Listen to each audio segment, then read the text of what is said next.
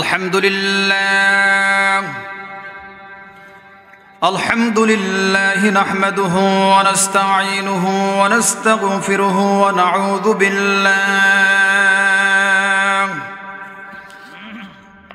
ونعوذ بالله من شرور أنفسنا ومن سيئات أعمالنا.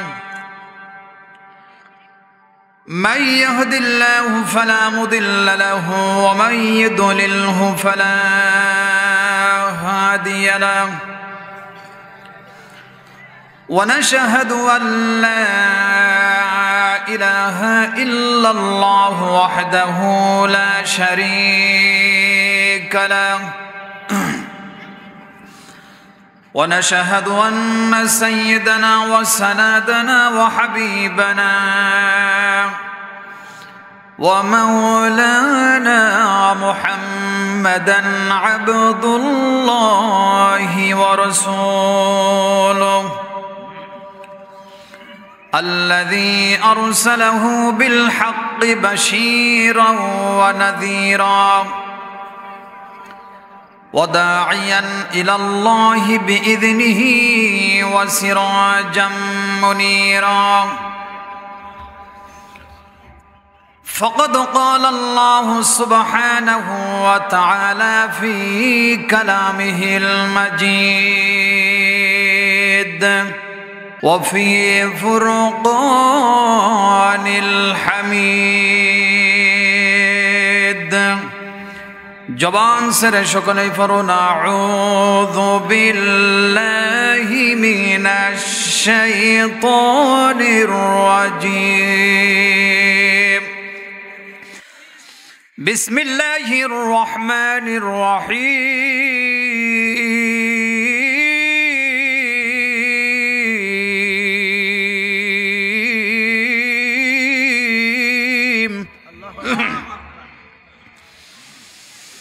وقضى ربك ألا تعبدوا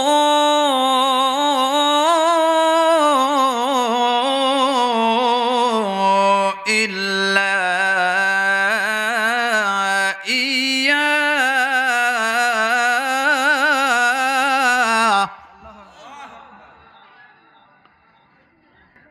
وقضى ربك ألا تعبدوا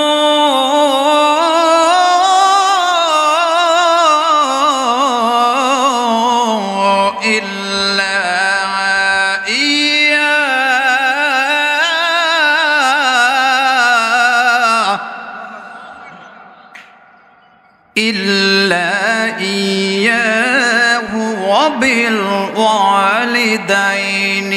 إحسانا.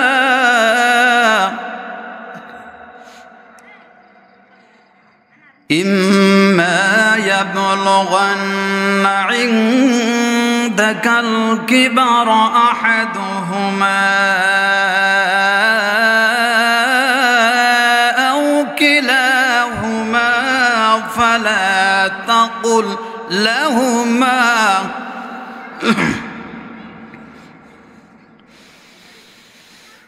إما يبلغن عندك الكبر أحدهما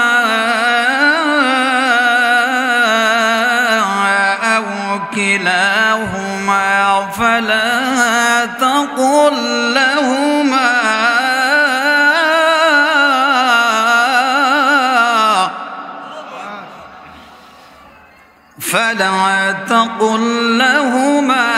أف ولا تنهرهما وقل لهما قولا كريما.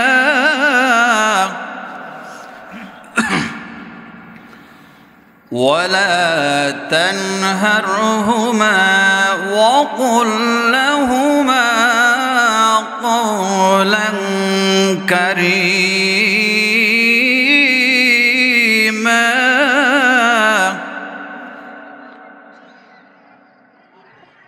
عن أنس رضي الله تعالى عنه قال قال رسول الله صلى الله عليه وسلم المرأة إذا صلت خمسها وصامت شهرها وأحصنت فرجها وأطاعت بعلها فلتدخل من أي أبواب الجنة شاءت إن الله وملائكته يصلون على النبي يا أيها الذين آمنوا صلوا عليه وسلموا تسليما اللهم صل على محمد وعلى آل محمد كما صليت على إبراهيم وعلى آل إبراهيم إنك حميد مجيد আমার যখন ফুরাবে দিন আমার যখন ফুরাবে দিন আসবে গহীন রাতি থেকো আল্লাহ এ জীবনে থেকো আল্লাহ এ জীবনে হয়ে চিরসাথী আসবে গহীন রাতি আমার যখন ফুরাবে দিন আসবে গহীন রাতি জীবন নদীর দোকল জুড়ে আসলে আমানিশান থাকবে না আর এ দু চোখে একটু আলো দিশান জীবন নদীর দোকল জুড়ে আসলে আমানিশান থাকবে না আর এ দু চোখে একটু আলো দিশান সেদিন আমার সেদিন আমার সেদিন আমার আধার রাতে তুমি আলোর বাতি আসবে গহীন রাতি আমার যখন ফুরাবে দিন আসবে গহীন রাতি থেকো আল্লাহ এ জীবনে থেকো আল্লাহ এ জীবনে হয়ে চিরসাথী আসবে গহীন রাতি আলহামদুলিল্লাহ আমুরিয়া দক্ষিণপাড়া দারুস সুন্নাহ নুরানি হাফেজ মাদ্রাসা এতিমখানার উদ্যোগে 25তম কুরআনুল কারীমের মাহফিল আজকের মাহফিলে প্রধান অতিথি জনাব হযরত মাওলানা ওমর ফারুক বিন নুরি পীর সাহেব বাগেরহাট খলিফা চরমনায় আল্লাহ যেন হুজুরকে মাহফিলে সুস্থভাবে আসার তৌফিক দান করেন জোরে বলেন আমিন জিকির মাহফিল করেছেন হাফেজ মোহাম্মদ আনোয়ার হুসাইন মুহতামিম উত্তর মাদ্রাসা আল্লাহ তাআলা ভাইকে যেন নেক হায়াত দারাজ করেন জোরে বলেন আমিন সভাপতিত্ব করেছেন হাফেজ মোহাম্মদ মফিজুর রহমান আমার সামনে উপবিষ্ট ধর্মপ্রাণ সম্মানিত মুসলমান ভাইরা তারুণ্যের উচ্ছ্বাস উদ্দীপনায় ভরা ওই সমস্ত যুবক ভাইরা যারা জালেমের বিরুদ্ধে জীবন দিতে ভালোবাসেন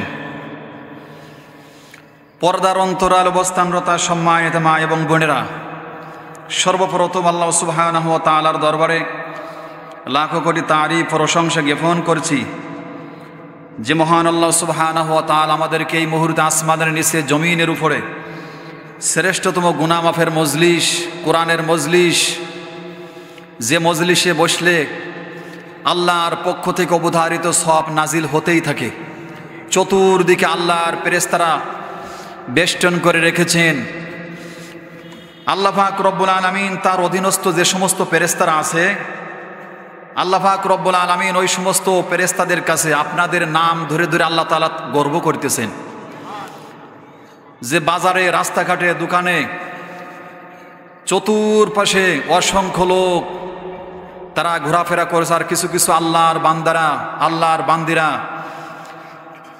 তারা বিছানাকে হারাম করে দিয়ে আল্লাহর কোরআন শোনার জন্য, কোরআনের প্রেমিক, কোরআনের শ্রোতারা, তৌহিদি জনতারা আল্লাহর কোরআন শোনার জন্য ওখানে বসে গিয়েছে। আজকে যার আলোচনা শুনতেছেন, আল্লাহ তাআলা আপনাদের নাম ধরে ধরে আল্লাহ তার অধীনস্থ ফেরেশতাদের কাছে গর্ব করতেছেন। জোরে বলেন আল্লাহু আকবার। আল্লাহ তাআলা আমাদেরকে সেই মাহফিলে আসা বসার তৌফিক দিয়েছেন। আমরা সেই মহান মনিবের দরবারে হৃদয়ের সমস্ত আবেগ উজাড় করে দিয়ে, ভালোবাসা দিয়ে আল্লাহকে রাজি খুশি করার জন্য বলছে আলহামদুলিল্লাহ।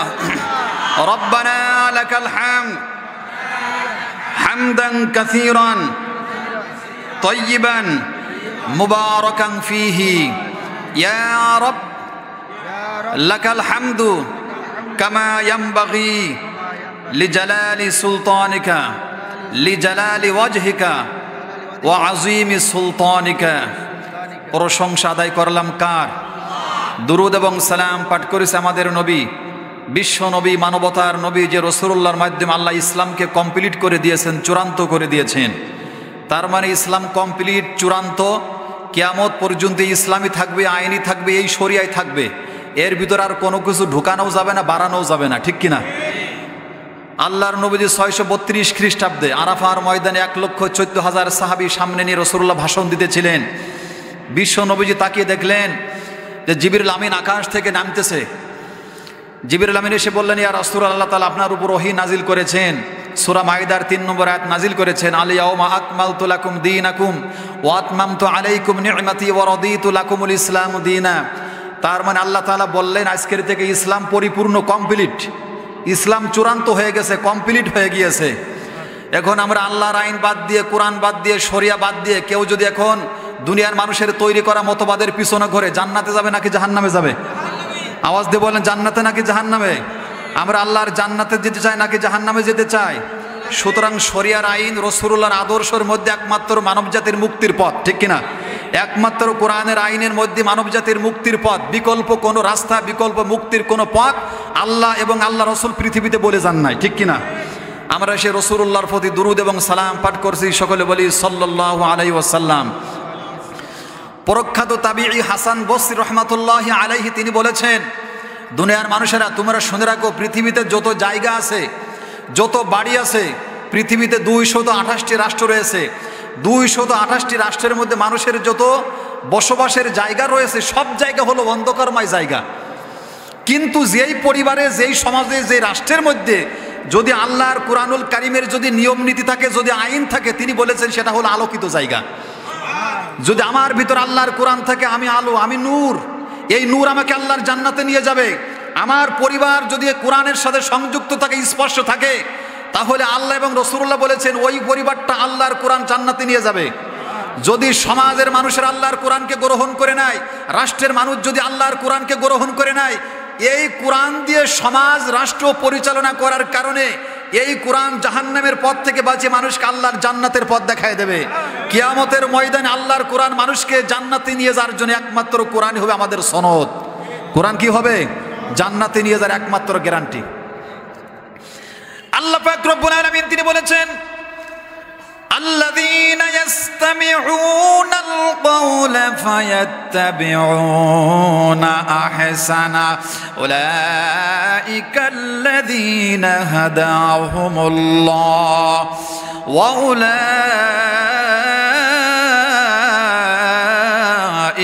হুম উলুল আলবাব।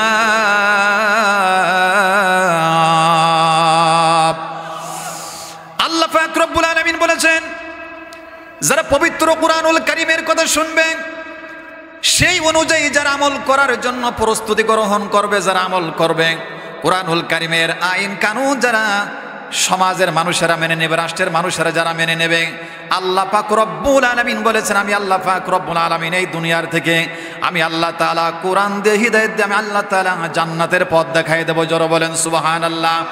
তার মানে হলো আল্লাহর বান্দারা আল্লাহর কোরআনকে যারা গ্রহণ করে নেবে, আমার ভাইয়েরা, সমাজের মানুষ যদি আল্লাহর কোরআন গ্রহণ করে নিতে পারবে, আল্লাহ পাক রব্বুল আলামিন তিনি ওয়াদা করেছেন এই কোরআন আল্লাহর জান্নাতে নিয়ে যাওয়ার জন্য কোরআন একমাত্র গ্যারান্টি হয়ে যাবে। আওয়াজ দিয়ে বলেন সঠিক না বেঠিক?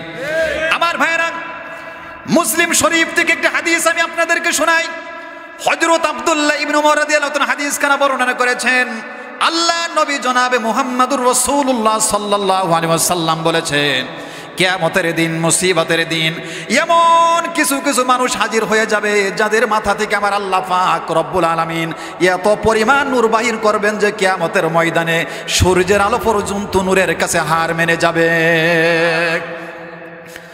আল্লাহর নবীর সাহাবীরা প্রশ্ন করলেন, ইয়া রাসূলুল্লাহ, আদম থেকে শুরু করে বিশ্ব নবী জনাবে মুহাম্মদুর রাসূলুল্লাহ সাল্লাল্লাহু আলাইহি সাল্লাম পর্যন্ত লক্ষ লক্ষ কোটি কোটি মানুষ কিয়ামতের ময়দানে থাকবে।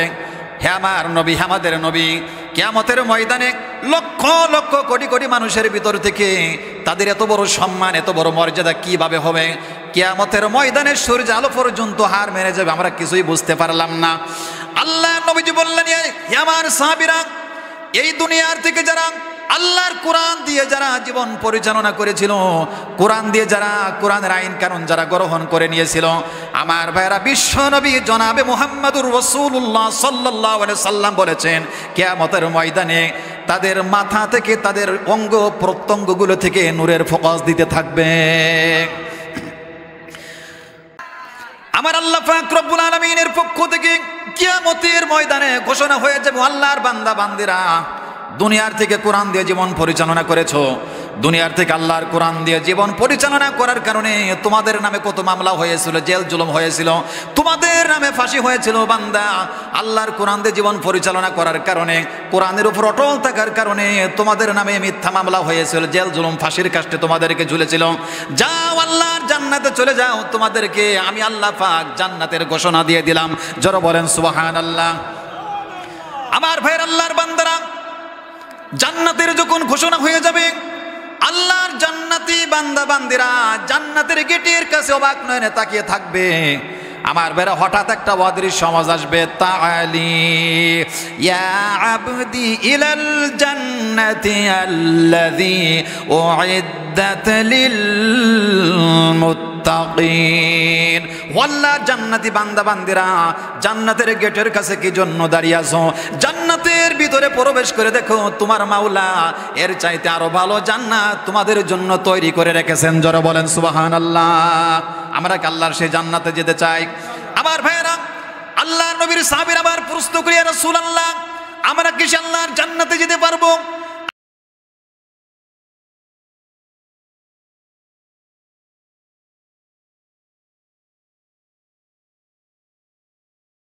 আল্লাহর নবী, বিশ্ব নবী জনাবে মুহাম্মদুর রাসূলুল্লাহ সাল্লাল্লাহু আলাইহি সাল্লাম বলেন, আমার সাহাবীরা, যদি এই পৃথিবীর থেকে আল্লাহর কোরআন দিয়ে যদি জীবন পরিচালনা করতে পারো, আমার আদর্শ যদি গ্রহণ করতে পারো, আল্লাহ এবং আমি ওয়াদা করে দিলাম, কিয়ামতের ময়দানে আমি রাসূলুল্লাহর সাথে তোমরা আল্লাহর জান্নাতে চলে যাবে।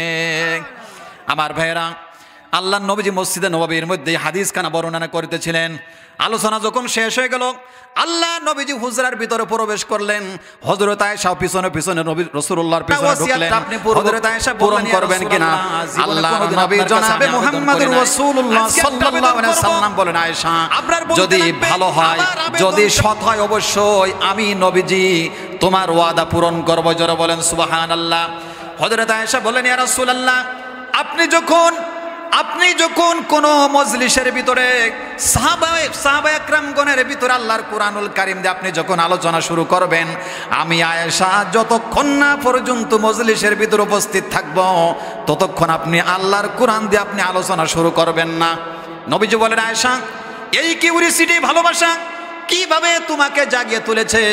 হযরত আয়েশা বললেন, ইয়া রাসূলুল্লাহ, আমি আপনার জবান থেকে শুনেছি, সূরা জুমার 18 নম্বর আয়াতের মধ্যে আল্লাহ বলেছেন, আপনার জবান থেকে আমি শুনেছি, আল্লাহ পাক বলেছেন, আল্লাযীনা ইয়াসতামিউনাল কাওলা ফায়াত্তাবিউনা আহসানা উলাইকাল্লাযীনা হাদাহুমুল্লাহ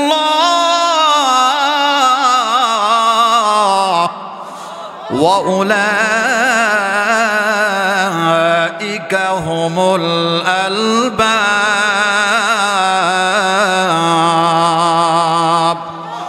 আল্লাহ পাক রব্বুল আলামিন বলেছেন, যারা আল্লাহর কোরআনুল কারীমের কথা যারা শুনবে, আর সেই অনুযায়ী যারা আমল করার জন্য যারা নিয়ত করবে আল্লাহ পাক রব্বুল আলামিন তাদেরকে এই দুনিয়ার থেকে আল্লাহ তাআলা জান্নাতের পথ দেখায় দেবেন। কিয়ামতে রাসূলুল্লাহর সাথে আল্লাহর জান্নাতে চলে যাবে। আমরা খুশি না বেজার? যারা বলেন খুশি না বেজার? আল্লাহর কোরআন মানতে রাজি আছেন? রসুলের আদর্শ গ্রহণ করতে রাজি আছেন? কারা কারা রাজি আছেন? দুই হাত তুলে আল্লাহকে দেখান, লিল্লাহি তাকবীর। আল কোরআনের আলো, কোরআন আছে যেখানে, রসুল আছে যেখানে, কোরআন নাই যেখানে, রসুল নাই যেখানে, লিল্লাহি তাকবীর। আমার ভাইরা, কোরআনের এই সম্মান, কোরআনের এত বড় মর্যাদা আমার আল্লাহ তাআলা নিজে দিয়েছেন। এই কোরআনের সাথে যার সংস্পর্শ লাগবে, কোরআন যার ভিতরে থাকবে, আমার আল্লাহ পাক তার সম্মান আল্লাহর আরশ পর্যন্ত হয়ে যাবে। ঠিক কিনা? দুনিয়াতেও তার সম্মান, আখিরাতেও তার জন্য সম্মান আছে না নাই? আল্লাহ পাক রব্বুল আলামিন বলেছেন, قُلْ لَوْ كَانَ الْبَحْرُ مِدَادًا لِكَلِمَاتِ رَبِّهِ لَنَفِدَ الْبَحْرُ قَبْلَ أَن تَنفَدَ كَلِمَاتُ رَبِّهِ وَلَوْ جِئْنَا بِمِثْلِهِ مَدَدًا।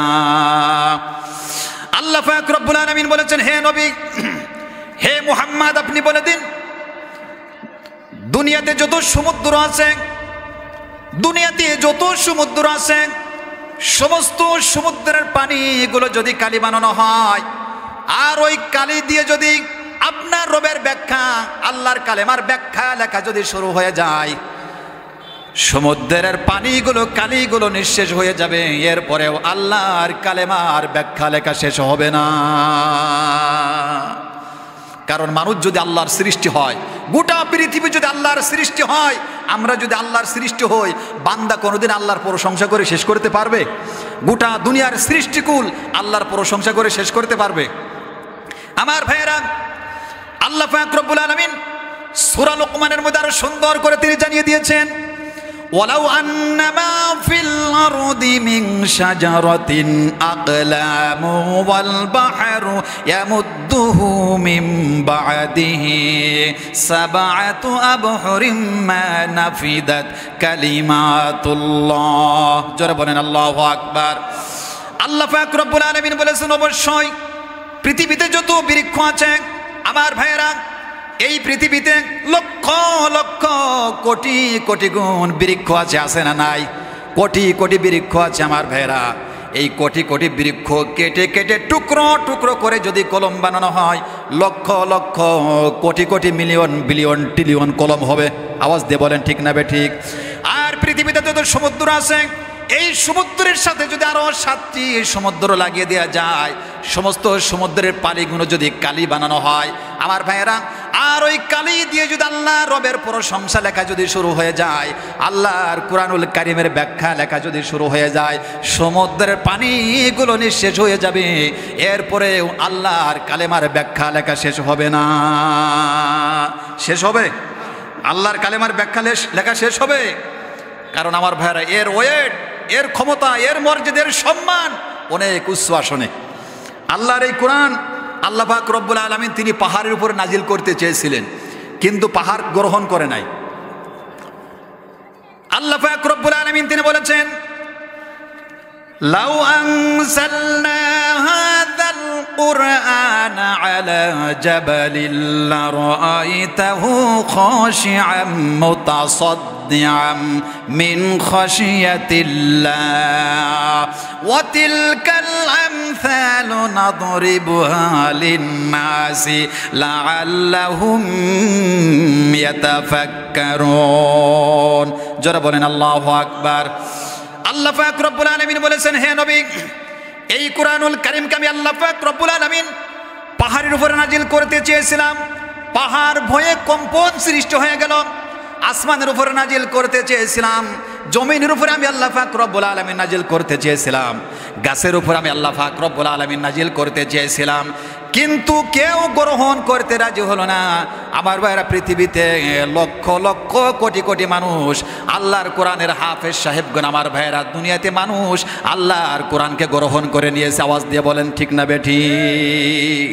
যেই কোরআন এর ওয়েট, এর ক্ষমতা এত বড় যে পৃথিবীতে পাহাড় পর্বত গ্রহণ করতে রাজি হলো না, আসমান গ্রহণ করতে রাজি হলো না, কিন্তু আল্লাহর সেই কোরআনের এত বড় ওয়েট, এত বড় ক্ষমতা, পৃথিবীতে লক্ষ লক্ষ কুরআনুল কারিমের হাফেজ সাহেবগণ সূরা ফাতিহা থেকে সূরা নাস পর্যন্ত 114টি সূরা ছোট্ট একটা সিনার ভিতরে মুখস্থ করে ঘুরে বেড়াচ্ছে আল্লাহর জমিন দিয়ে। কথা বলে না, কথা বলে না কেন? অথচ এর ওয়েট, এর ক্ষমতা এত বড় ছিল, আসমান বহন করতে রাজি হলো না, জমিন বহন করতে রাজি হলো না, পাহাড় পর্বত বহন করতে রাজি হলো না, কিন্তু পৃথিবীতে লক্ষ লক্ষ কোটি কোটি হাফেজ, আল্লাহর কোরআনের হাফেজগণ ছোট্ট একটি সিনার ভিতরে 114টি সূরা মুখস্থ করে জমিন দিয়ে চলাফেরা করতেছে, আমাদের কোনো বুঝই আসে না। কথা বলে না কেন? অথচ ওর ওই ওয়েট কিন্তু এত বড় ওয়েট, পৃথিবীতে পাহাড়ের চাইতে বড় বড় দেখা যায় নাকি আল্লাহর কোরআন? আসমানের চাইতে বড় দেখা যায়? কিন্তু 114টি সূরা দেখেন, পৃথিবীতে লক্ষ লক্ষ কোরআনের হাফেজ এই সিনার ভিতরে ঘুরে জমিন দিয়ে চলাফেরা করতেছে, অত তাদেরকে আমরা মূল্যই দিনে। আমার ভাইরা, কোরআন হলো একটা মহাবিজ্ঞান। কোরআন কি? এটা মহাবিজ্ঞান। আল্লাহ পাক রব্বুল আলামিন বলেছেন, ইয়াসিন ওয়াল কুরআনিল হাকীম ইন্নাকা লামিনাল মুরসালিন। জোরে বলেন আল্লাহু আকবার। আল্লাহ পাক রব্বুল আলামিন বলেছেন, হে নবী, ওয়াল কুরআনিল হাকীম, এটা হলো একটা বিজ্ঞানময় কিতাব। আল্লাহ পাক রব্বুল আলামিন তিনি যেমন বিজ্ঞান, আল্লাহ পাক রব্বুল আলামিন পবিত্র কুরআনুল কারীমকে আল্লাহ বিজ্ঞানের মতো করে আল্লাহ তাআলা তিনি সাজালেন। এই জন্যই তো পৃথিবীর বড় বড় বিজ্ঞানী এর কাছে পরাস্ত গ্রহণ করেছে না? ফ্রান্সের ডক্টর মরিস বুকালি তিনি চিন্তা করেছিলেন, আমি আল্লাহর কোরআন পড়ব, বসবো, আর গোটা পৃথিবীর মানুষের কাছে ভুল ধরে মানুষকে জানিয়ে দেব। আচ্ছা বলেন তো, ও জানে না, ফ্রান্সের ডক্টর মরিস বুকালি ও আর যে জানে না আল্লাহ কোরআনটাকে বিজ্ঞান দিয়ে সাজিয়ে রেখেছেন। তাহলে পৃথিবীর বড় বড় বিজ্ঞানী, ওই সমস্ত কুয়ার বিজ্ঞানীরা আল্লাহর মহাগ্রন্থ মহাবিজ্ঞানের কাছে পরাস্ত গ্রহণ করে কালেমা পড়ে মুসলমান হয়ে গেছে। এরপরে কানাডার সাবেক খ্রিস্টান ধর্মের প্রচারক অধ্যাপক ডক্টর গ্যারি মিলার তিনি চিন্তা করেছিলেন, আজকে গোটা পৃথিবীতে মুসলমানেরা কোরআন পড়ে বসে, অসংখ্য কাফের মুশরিক এই কোরআন পড়ে পড়ে তারা ইসলামের ছায়াতলে আসতেছে। ডক্টর গ্যারি মিলার তিনি বললেন, আমি কোরআন পড়ব, বসবো, আর গোটা পৃথিবীর মানুষের কাছে আমি ভুল ধরাই দেব যে এই কোরআনুল কারীমের কাছে ভুল আছে, এই কোরআনুল কারীমের মধ্যে ভুল আছে। কিন্তু আল্লাহ পাক রব্বুল আলামিন সূরা নিসার ওই আয়াতটি আল্লাহ তাআলা সুন্দর করে সাজিয়ে রেখেছেন। যখন আল্লাহর কোরআন পড়তে পড়তে পড়তে পড়তে যখন ওই আয়াতটি তেলাওয়াত করলো, আফালা ইয়াতাদাব্বারুনাল কুরআনা আম আলা কুলুবিন আকফালুহা, দুনিয়াতে কি এমন কোনো মানুষ নাই যে আল্লাহ কিন উপলব্ধি করবে, আল্লাহর কোরআন কিন উপলব্ধি করবে, গোটা পৃথিবী নিয়ে কি উপলব্ধি করবে? তিনি যখন আল্লাহর কোরআন কিনে গোটা পৃথিবী নিয়ে যখন রিসার্চ করা শুরু করলেন, আমার ভাইয়েরা, ভুল ধরা তো দূরের কথা, এই কোরআনের আকর্ষণ কোরআনের কাছে আত্মসমর্পণ করে কুয়ার ব্যানাং ইসলাম ধর্ম গ্রহণ করল। এটা কি বিজ্ঞান? মহাবিজ্ঞান। এই বিজ্ঞান যদি পৃথিবীর মানুষ যদি বড় বিজ্ঞান হতো, তাহলে এই বিজ্ঞানের কাছে পরাস্ত হইতো না। কথা বলে না? এই বিজ্ঞানের কাছে পরাস্ত হইতো না। এই কোরআনের মধ্যে যদি ভুল থাকতো, কোরআন যদি মহাবিজ্ঞান যদি না হতো, আমার ভাইরা, তাহলে পৃথিবীর বড় বড় বিজ্ঞানী এই কোরআনুল কারীমকে ভুল ধরতো। এই জন্য আমার আল্লাহ তাআলা আগের থেকে বিজ্ঞান দিয়ে ইঞ্জিনিয়ারের মতো করে আল্লাহ তাআলা কোরআনুল কারীমকে আল্লাহ তাআলা সাজিয়ে রেখেছেন। জোরে বলেন আল্লাহু আকবার। আমার ভাইয়েরা, এই জন্য আল্লাহ পাক রব্বুল আলামিন তিনি বলেছেন, হে দুনিয়ার মানুষেরা, পৃথিবীতে আমি আল্লাহ পাক রব্বুল আলামিন কোরআনুল কারীমকে আমি আল্লাহ তাআলা কি জন্য পাঠালাম? কোরআন মানুষকে কষ্ট দেবে, কোরআন যারা পড়বে, কোরআন যাদের সিনের ভিতরে থাকবে, কোরআন পেয়ে তারা গরিব হয়ে যাবে, খাবার পাবে না, ভাত পাবে না। এই জন্য আমি আল্লাহ পাক রব্বুল আলামিন পৃথিবীর মধ্যে কোরআন পাঠাই নাই। আমার ভাইয়েরা, কোরআনুল কারীমের কাছে আমরা প্রশ্ন করলাম, হো কোরআন কি জন্য তুমি পৃথিবীর মধ্যে আগমন করেছো? সূরা তাহার মধ্যে আল্লাহ তাআলা তিনি সুন্দর করে জানিয়ে দিয়েছেন। সবাই পড়েন, তাহা মা আনজালনা আলাইকাল কুরআনা লিতাশকা। আল্লাহ পাক রব্বুল আলামিন বলেছেন, হে নবী, এই কোরআন আপনাকে কষ্ট দেবে না, এই কোরআন আপনাকে লাঞ্ছিত করবে না, আপনি অপমানিত হবেন। এই জন্য আমি আল্লাহ পাক রব্বুল আলামিন আপনার উপরে পবিত্র কোরআনুল কারীম নাজিল করি নাই। আমি আল্লাহ পাক আপনার উপরে পবিত্র কোরআনুল কারীম নাজিল করেছি, আপনার ভাগ্যকে সৌভাগ্য করে দেবে। জোরে বলেন সুবহানাল্লাহ। ভাগ্য হতো জাতিকে, ভাগ্য হতো সমাজকে, ভাগ্য হতো মানুষকে সৌভাগ্য পরিণত করে দেবে। জোরে বলেন আল্লাহু আকবার। কোরআন যদি শান্তির বাণী হয়, কোরআন যদি সমাজ পরিবর্তনের ঠিকানা হয়, কোরআন যদি মানুষের ভাগ্যকে পরিবর্তন করতে পারে, কোরআন যদি সমাজের ভাগ্যের পরিবর্তন করতে পারে, কোরআন যদি রাষ্ট্রের ভাগ্যের পরিবর্তন করতে পারে, তাহলে আল্লাহর কোরআন আমরা পিছনে ফেলে আল্লাহর কোরআনকে বাদ দিয়ে আমরা কি জন্য দলের পিছনে খুঁজি? শান্তি খোঁজার জন্য? আল্লাহর কোরআন বাদ দিয়ে আমরা কি জন্য দলের পিছনে খুঁজবো? শান্তি খোঁজার জন্য। শান্তি তো আমার বাড়িতেই, শান্তি তো আল্লাহর কোরআনুল কারিমের মধ্যে। সেই কোরআন আজকে আমরা ঘরের ভিতরে তাকের উপরে সাজিয়ে রেখেছি, সেই কোরআন আমরা শৌকেসের উপরে সাজিয়ে রেখেছি। অথচ এই কোরআনুল কারিমটাই হলো অন্ধকারে যারা নিমজ্জিত আছে, ডুবন্ত জাহান্নামী মানুষকে উদ্ধার করে আল্লাহর জান্নাতে পৌঁছানো নেওয়ার দায়িত্ব হচ্ছে আল্লাহর কোরআন। কথা বলে না কেন? আমার ভাইরা, রাসূলুল্লাহর উপরে যখন আল্লাহ পাক রব্বুল আলামিন কোরআনুল কারিম নাজিল করেছিলেন, যখন তার সুনাম চতুর্দিকে ছড়িয়ে যেতে লাগলো, চতুর্দিকে ছড়িয়ে যেতে লাগলো, রাসূলুল্লাহর বিরোধিতা শুরু হয়ে গেল। আবু জাহেল বিরোধিতা শুরু করলো, উতবা সাইবা তারা আল্লাহ রসুলের বিরোধিতা শুরু করলো, এবং সবচাইতে আরো বেশি বিরোধিতা শুরু করলো হযরত উমর। তখন তিনি কালেমা পড়েন নাই। কি পড়েন নাই? তখন তিনি কালেমা পড়েন, ইসলাম ধর্ম গ্রহণ করে নাই। হযরত উমর বললেন, আমি শুনেছি নাকি আল্লাহর হাবিব তিনি বাড়িতে থাকতে পারেন না, বিছানাকে হারাম করে দিয়ে তিনি গভীর রজনীতে রাতের আধারে তিনি কাবা ঘরের ভিতরে গিয়ে আল্লাহর দরবারে নামাজ পড়েন আর কোরআনুল কারিম তেলাওয়াত করেন। আজকের থেকে কাবা ঘরে নামাজ পড়তেও দেব না, কোরআনুল কারিমও তেলাওয়াত করতে আমি দেব না। কে বলতেছে? হযরত উমর। আমার ভাইয়েরা, হযরত উমর তিনি বলছেন, আমার সারাদিন অপেক্ষায় থাকলাম কোন সময় আল্লাহর নবীজি ঘর থেকে বের হয়। যখন সন্ধ্যা হয়ে গেল, গভীর রজনী যখন হয়ে গেল, আল্লাহর নবী, বিশ্ব নবী জনাবে মুহাম্মদুর রাসূলুল্লাহ সাল্লাল্লাহু আলাইহি ওয়াসাল্লাম আমার ভাইরা ঘরের ভিতর থেকে বের হলেন। এদিক ওদিক তাকে দেখলেন, কেমন নাই হযরত উমর তিনি ঘরের আড়ালে তিনি চুপে চুপে তিনি দাঁড়িয়ে আছেন। কোন সময় রাসূলুল্লাহ বের হন, আল্লাহর নবীজি তড়িৎ গতিতে ঘর থেকে বের হয়ে সরাসরি কাবা ঘরের মধ্যে ঢুকে গেলেন। জোরে বলেন সুবহানাল্লাহ। আর হযরত উমর পিছনে পিছনে তিনি দাঁড়িয়ে আছেন। আমার ভাইয়েরা, আল্লাহর নবীজি নামাজ পড়া শুরু করলেন, হযরত ওমর তিনি পিছনে দাঁড়িয়ে রাসূলুল্লাহ নামাজের ভিতরে আল্লাহর কোরআনুল কারীম তেলাওয়াত শুনতেছেন।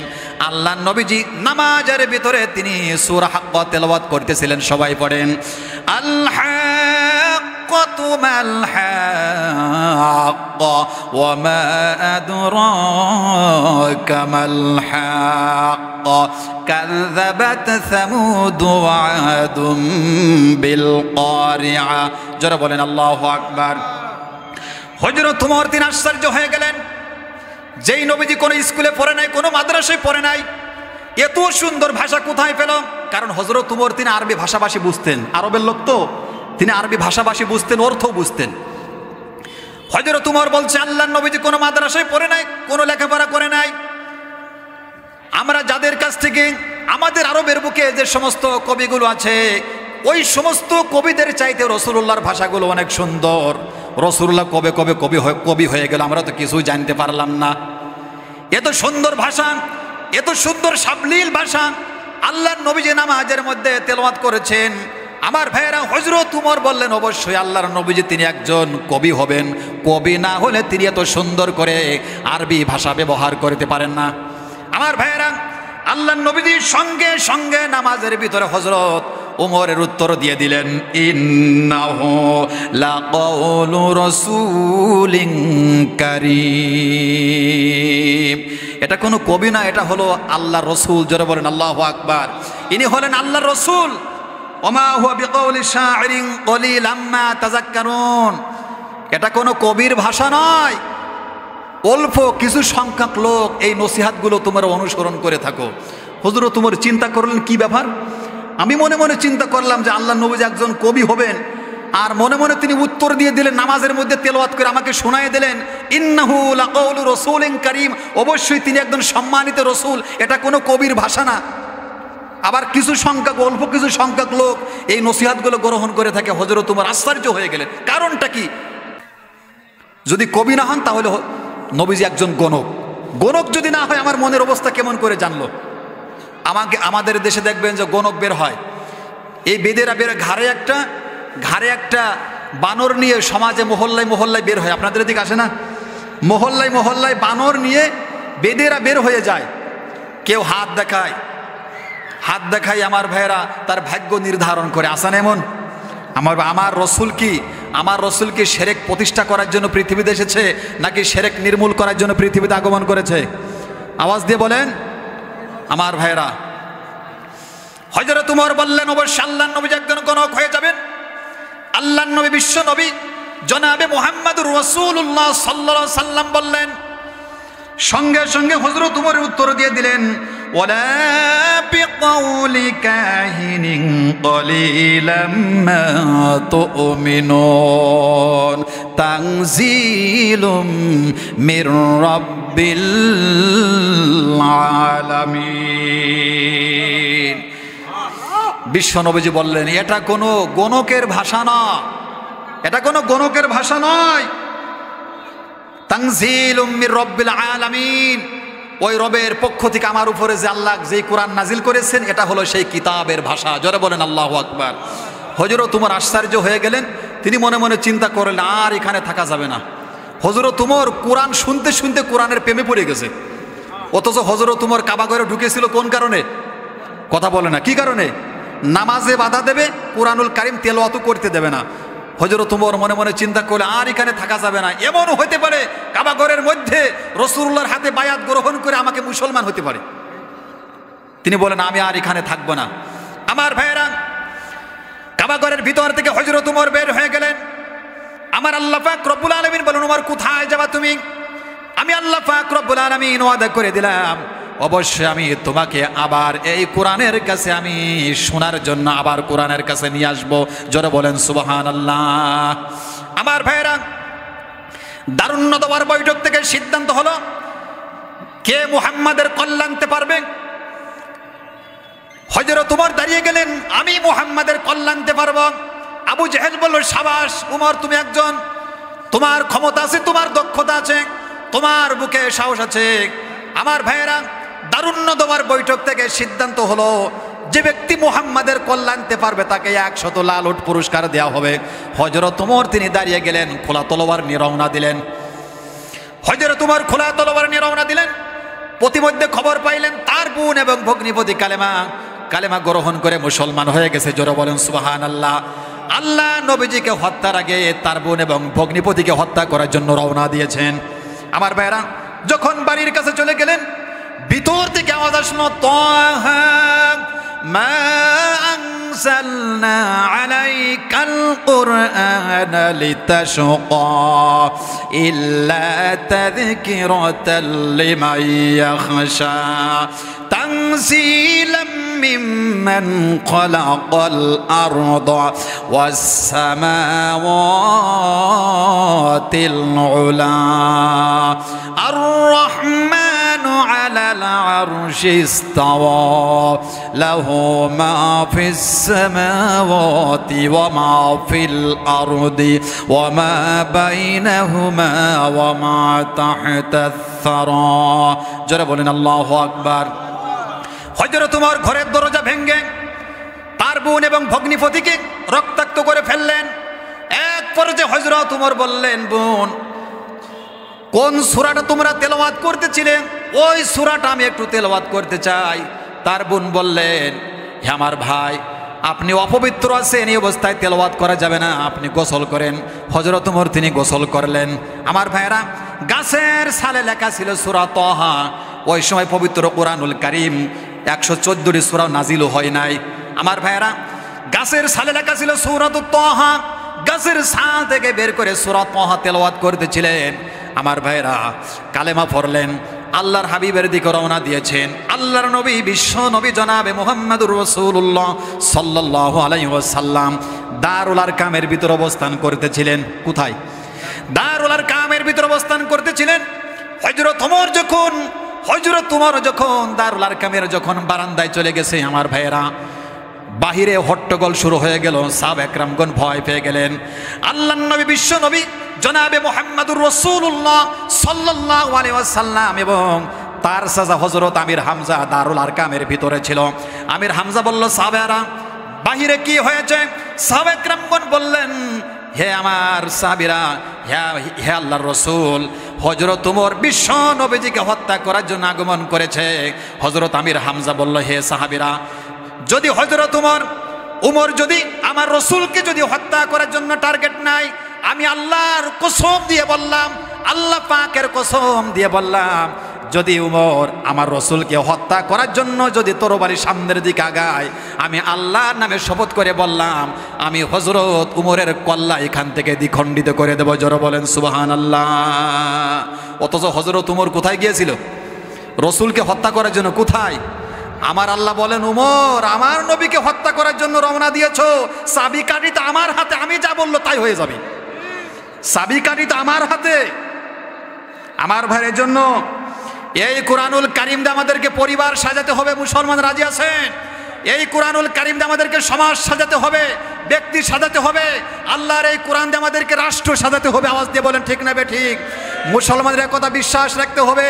আল্লাহর কোরআন থাকার পর, রসুল আদর্শ থাকার পর, আল্লাহর এই কোরআন দিয়ে আমরা যদি সমাজ সাজাতে না পারি, যদি রাষ্ট্র সাজাতে না পারি, আল্লাহর কসম দিয়ে বললাম, আমার বেড়া সমাজ থেকে কখনো দুর্নীতি বন্ধ হবে না, সমাজ থেকে কখনো সুদ বন্ধ হবে না, ঘুষ বন্ধ হবে না, এরপরে জিনা বন্ধ হবে না। আওয়াজ দিয়ে বলেন ঠিক না বে ঠিক?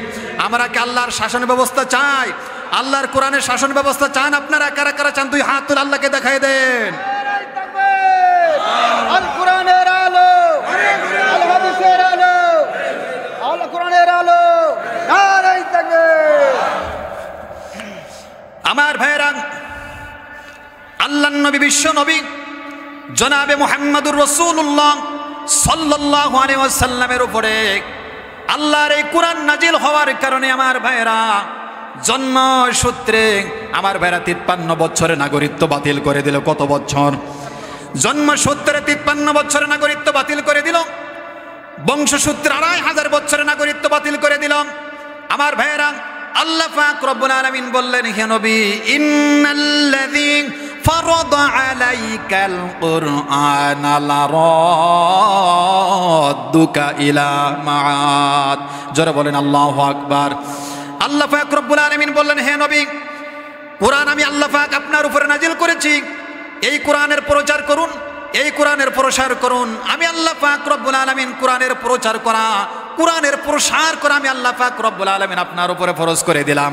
আমার ভাইরা, আল্লাহর নবী তিনি যখন কোরআনের প্রচার এবং প্রসারের জন্য যখন মানুষের দ্বারে দ্বারে কোরআনুল কারীমের দাওয়াত নিয়ে যায়, দিনের দাওয়াত নিয়ে যায়, আমার ভাইরা, আল্লাহর নবীজির 2500 বছরের নাগরিকত্ব বাতিল করে দিল। জন্মসূত্রে 53 বছরের নাগরিকত্ব বাতিল করে দিল।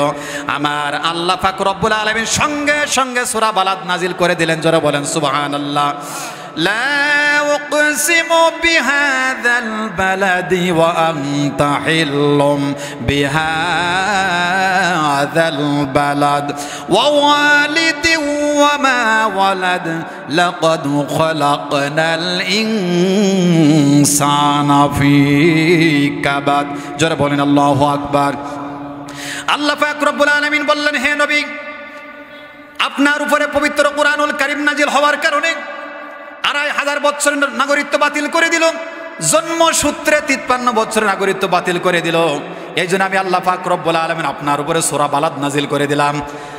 আল্লাহ পাক রব্বুল আলামিন বলেন, লা উকসিমু বিহাযাল বালাদ ওয়া আনতা হিল্লুম বিহাযাল বালাদ।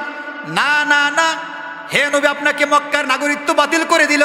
আমি আল্লাহ পাক রব্বুল আলামিন কোরআনুল কারীমের শপথ নিয়ে বললাম, ওয়া আনতা হিল্লুম বিহাযাল বালাদ, আপনি হলেন এই মক্কা নগরীর হালাল নাগরিক, বৈধ নাগরিক। জোরে বলেন সুবহানাল্লাহ। বিশ্ব নবীজিকে হত্যার টার্গেট নিল। আমার আল্লাহ পাক রব্বুল আলামিন নবীজিকে জানিয়ে দিলেন, হে নবীজি, আর মক্কায় থাকা যাবে না, আপনি মক্কা থেকে মদিনায় চলে যান। আমার ভাইরা, আল্লাহ নবীজি কাবা ঘরের সামনে গেলেন, কাবার দিকে তাকিয়ে থাকলেন। হো কাবা, তোকে আমি খেদমত করতে চেয়েছিলাম, তোকে আমি আদর করতে চেয়েছিলাম, তোর দরবারে আমি সিজদা দিতে চেয়েছিলাম। হে কাবা, মক্কার কাফের মুশরিকের বাচ্চারা আমাকে থাকতে দিল না। আল্লাহ নবীজির চোখ থেকে টপ টপ করে পানি পড়তেছে। আমার ভাইরা, আপনারা যারা মেয়ে বিবাহ দিয়েছেন, যেদিন মেয়েকে বিবাহ দিয়েছিলেন, যখন ইজাব কবুল সম্পূর্ণ হয়ে গেছে, আমার ভাইরা, ওই মেয়ে ঘর থেকে বের হতে চায় না।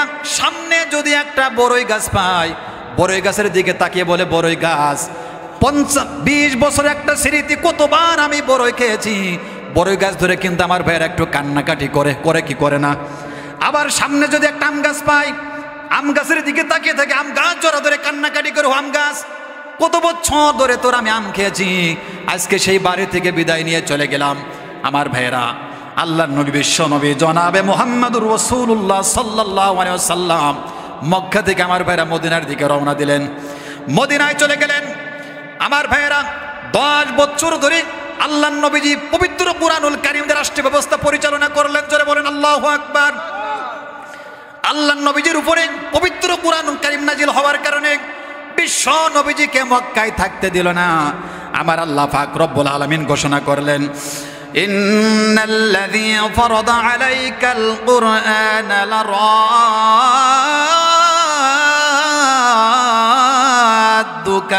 ইলা মাআদ।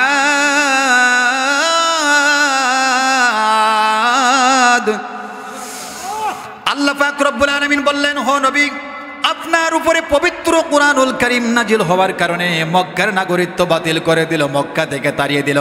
আমি আল্লাহ পাক রব্বুল আলামিন ঘোষণা করে দিলাম, আবার এই মক্কা নগরীতে আমি আল্লাহ তাআলা আপনাকে সেনাপ্রধান প্রেসিডেন্ট করে ফেরত আনবো। জোরে বলেন সুবহানাল্লাহ। আমার ভাইয়েরা, রাসূলুল্লাহ মদিনায় চলে গেলেন।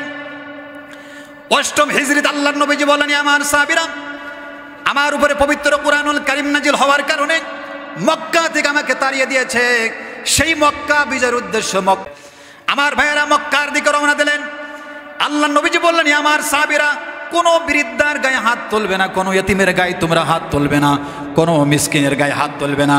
এই সংবাদ যখন মক্কার ভিতরে, যখন মক্কার কাফের মুশরিকরা শুনতে পেল, আল্লাহর নবীজি 10,000 মর্দে মুজে সাহাবীদেরকে নিয়ে মক্কার ভিতরে রওনা করতেছেন। আমার ভাইয়েরা, তখন মক্কার বৃদ্ধা মহিলারা, মক্কার যুবকেরা ঘর বাড়ি ছেড়ে দিয়ে তারা জঙ্গলের দিকে দৌড়াচ্ছে। আর আল্লাহর নবী জনাবে মুহাম্মদুর রাসূলুল্লাহ সাল্লাল্লাহু আলাইহি ওয়াসাল্লাম মাথাটা নত করে মক্কার ভিতরে প্রবেশ করলেন। জোরে বলেন সুবহানাল্লাহ। আমার ভাইয়েরা, আল্লাহর বান্দারা, আল্লাহর নবী তিনি যখন মক্কার ভিতরে প্রবেশ করলেন, যখন উষ্টের পিঠ থেকে নামলেন, আল্লাহ নবীজি তিনি তাকে দেখলেন 60 থেকে 70 বছর একজন বৃদ্ধা মহিলা, মাথায় একটা গাঁটিন, একবার পরে যায় একবার উঠায়, একবার মাথায় ওঠার একবার পরে যায়। বৃদ্ধা মহিলা হাঁটতে পারতেছে না। আল্লাহ নবীজি উষ্টের পিঠ থেকে তিনি নামলেন, বুড়িমার গাঁটটিটা নিজে মাথায় বহন করলেন। আল্লাহ নবীজি বললেন, বৃদ্ধা মহিলা কোথায় যাবা? বৃদ্ধা মহিলা চোখের পানি ছেড়ে দিয়ে বলে, ও আগন্তুক, তুমি কি আমি জানি না আজকে মুহাম্মদ ইবনে আব্দুল্লাহ 10,000 মর্দে মুজে সাহাবীদের কিনে মক্কার ভিতরে প্রবেশ করেছে, আমাদের ঘর বাড়ি আগুন দিয়ে জ্বালিয়ে পুড়ে সারকার করে দেবে। সেই মুহাম্মদ ইবনে আব্দুল্লাহর ভয়ে আমি বৃদ্ধ হয়ে গেছি, গাড়িটা নিতে পারতেছি না। মুহাম্মদ ইবনে আব্দুল্লাহর ভয়ে আমি সেই জঙ্গলের দিকে দৌড়াচ্ছি।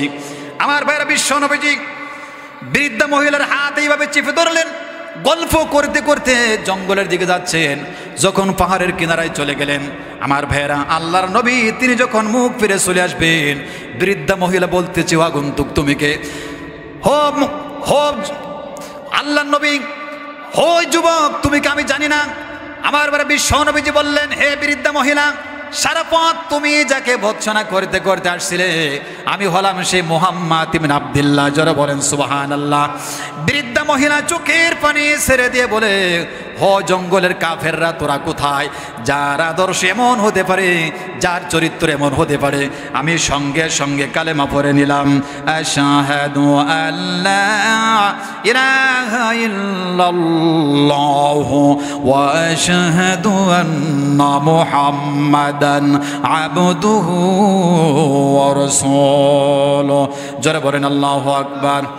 আমার ভাইয়েরা, আল্লাহ পাক রব্বুল আলামিন সেই কুরআনুল কারীম আমাদের কাছে আছে, কিয়ামত পর্যন্ত আল্লাহর সেই কুরআনুল কারীম থাকবে।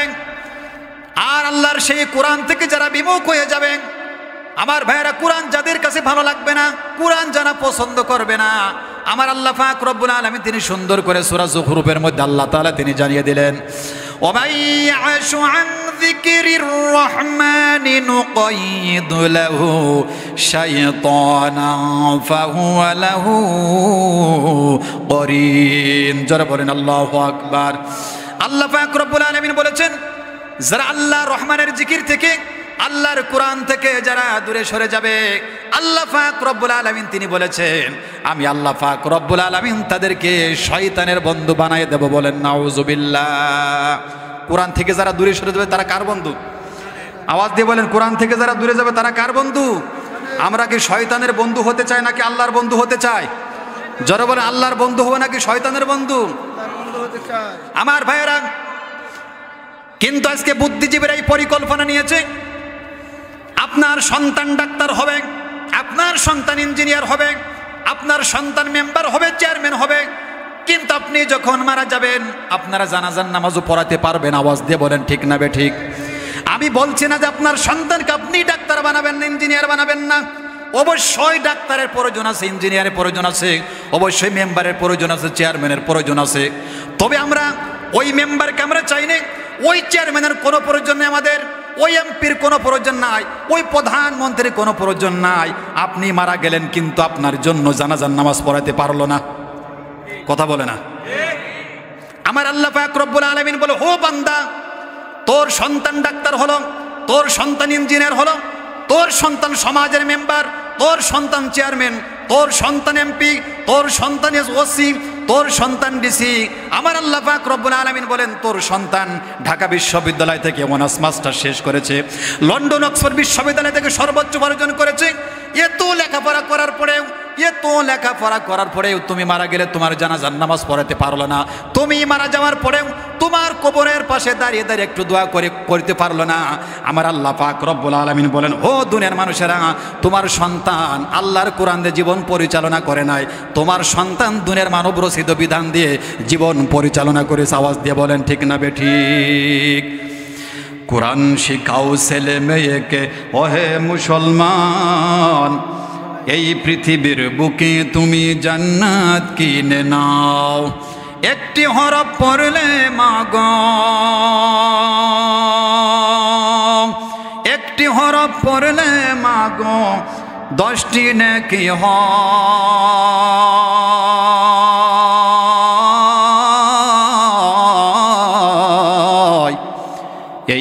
এই মা বাবার আমল নামাই অর্ধেক জমা হয়, মা বাবার আমল নামাই অর্ধেক জমা হয়। রোজ নামাজে 2 হাত তুলে চোখের পানি ফেলে রব্বির হামহুমা বলে কাঁদবে তোমার ছেলে। আচ্ছা বলেন তো, সন্তান যদি আল্লাহর কোরআনের যদি হাফেজ না হয়, যদি আলেম না হয়, মা বাপ মারা গেলে জানাজা দিতে পারবে? দোয়া করতে পারবে? আমরা এমন সন্তানকেও দেখেছি, মা বাপ মারা যায়, রব্বির হামহুমা কামা রব্বায়ানি সগীর, এই দোয়াটাও পড়তে পারে না। কত বড় নির্বোধ, কত বড় মূর্খ! লক্ষ লক্ষ টাকা পয়সা পৃথিবীতে থুয়ে যাচ্ছে, 3 তলা 5 তলা কাছে, সেই দোয়াটা আল্লাহর কাছে গ্রহণযোগ্য হবে।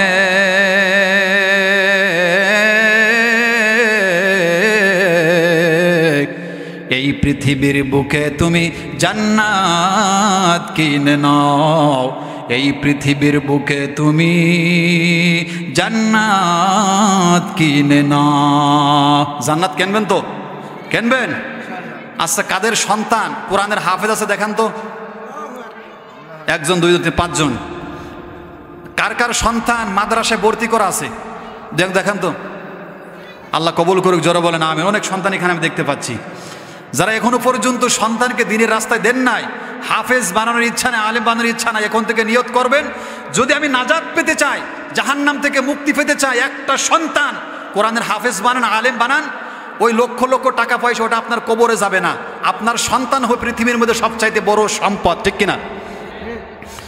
তোমার ছেলে জানাজাতে তোমার ইমাম হবে, চোখের পানি ফেলে ফেলে কাঁদবে আল্লাহর কাছে, ঠিক কিনা? আরে দোয়া করবে, দাফন দেবে,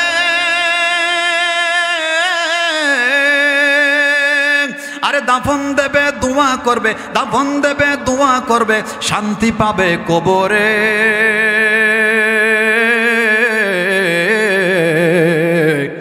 এই পৃথিবীর বুকে তুমি জান্নাত কিনে নাও, এই পৃথিবীর বুকে তুমি জান্নাত কিনে নাও।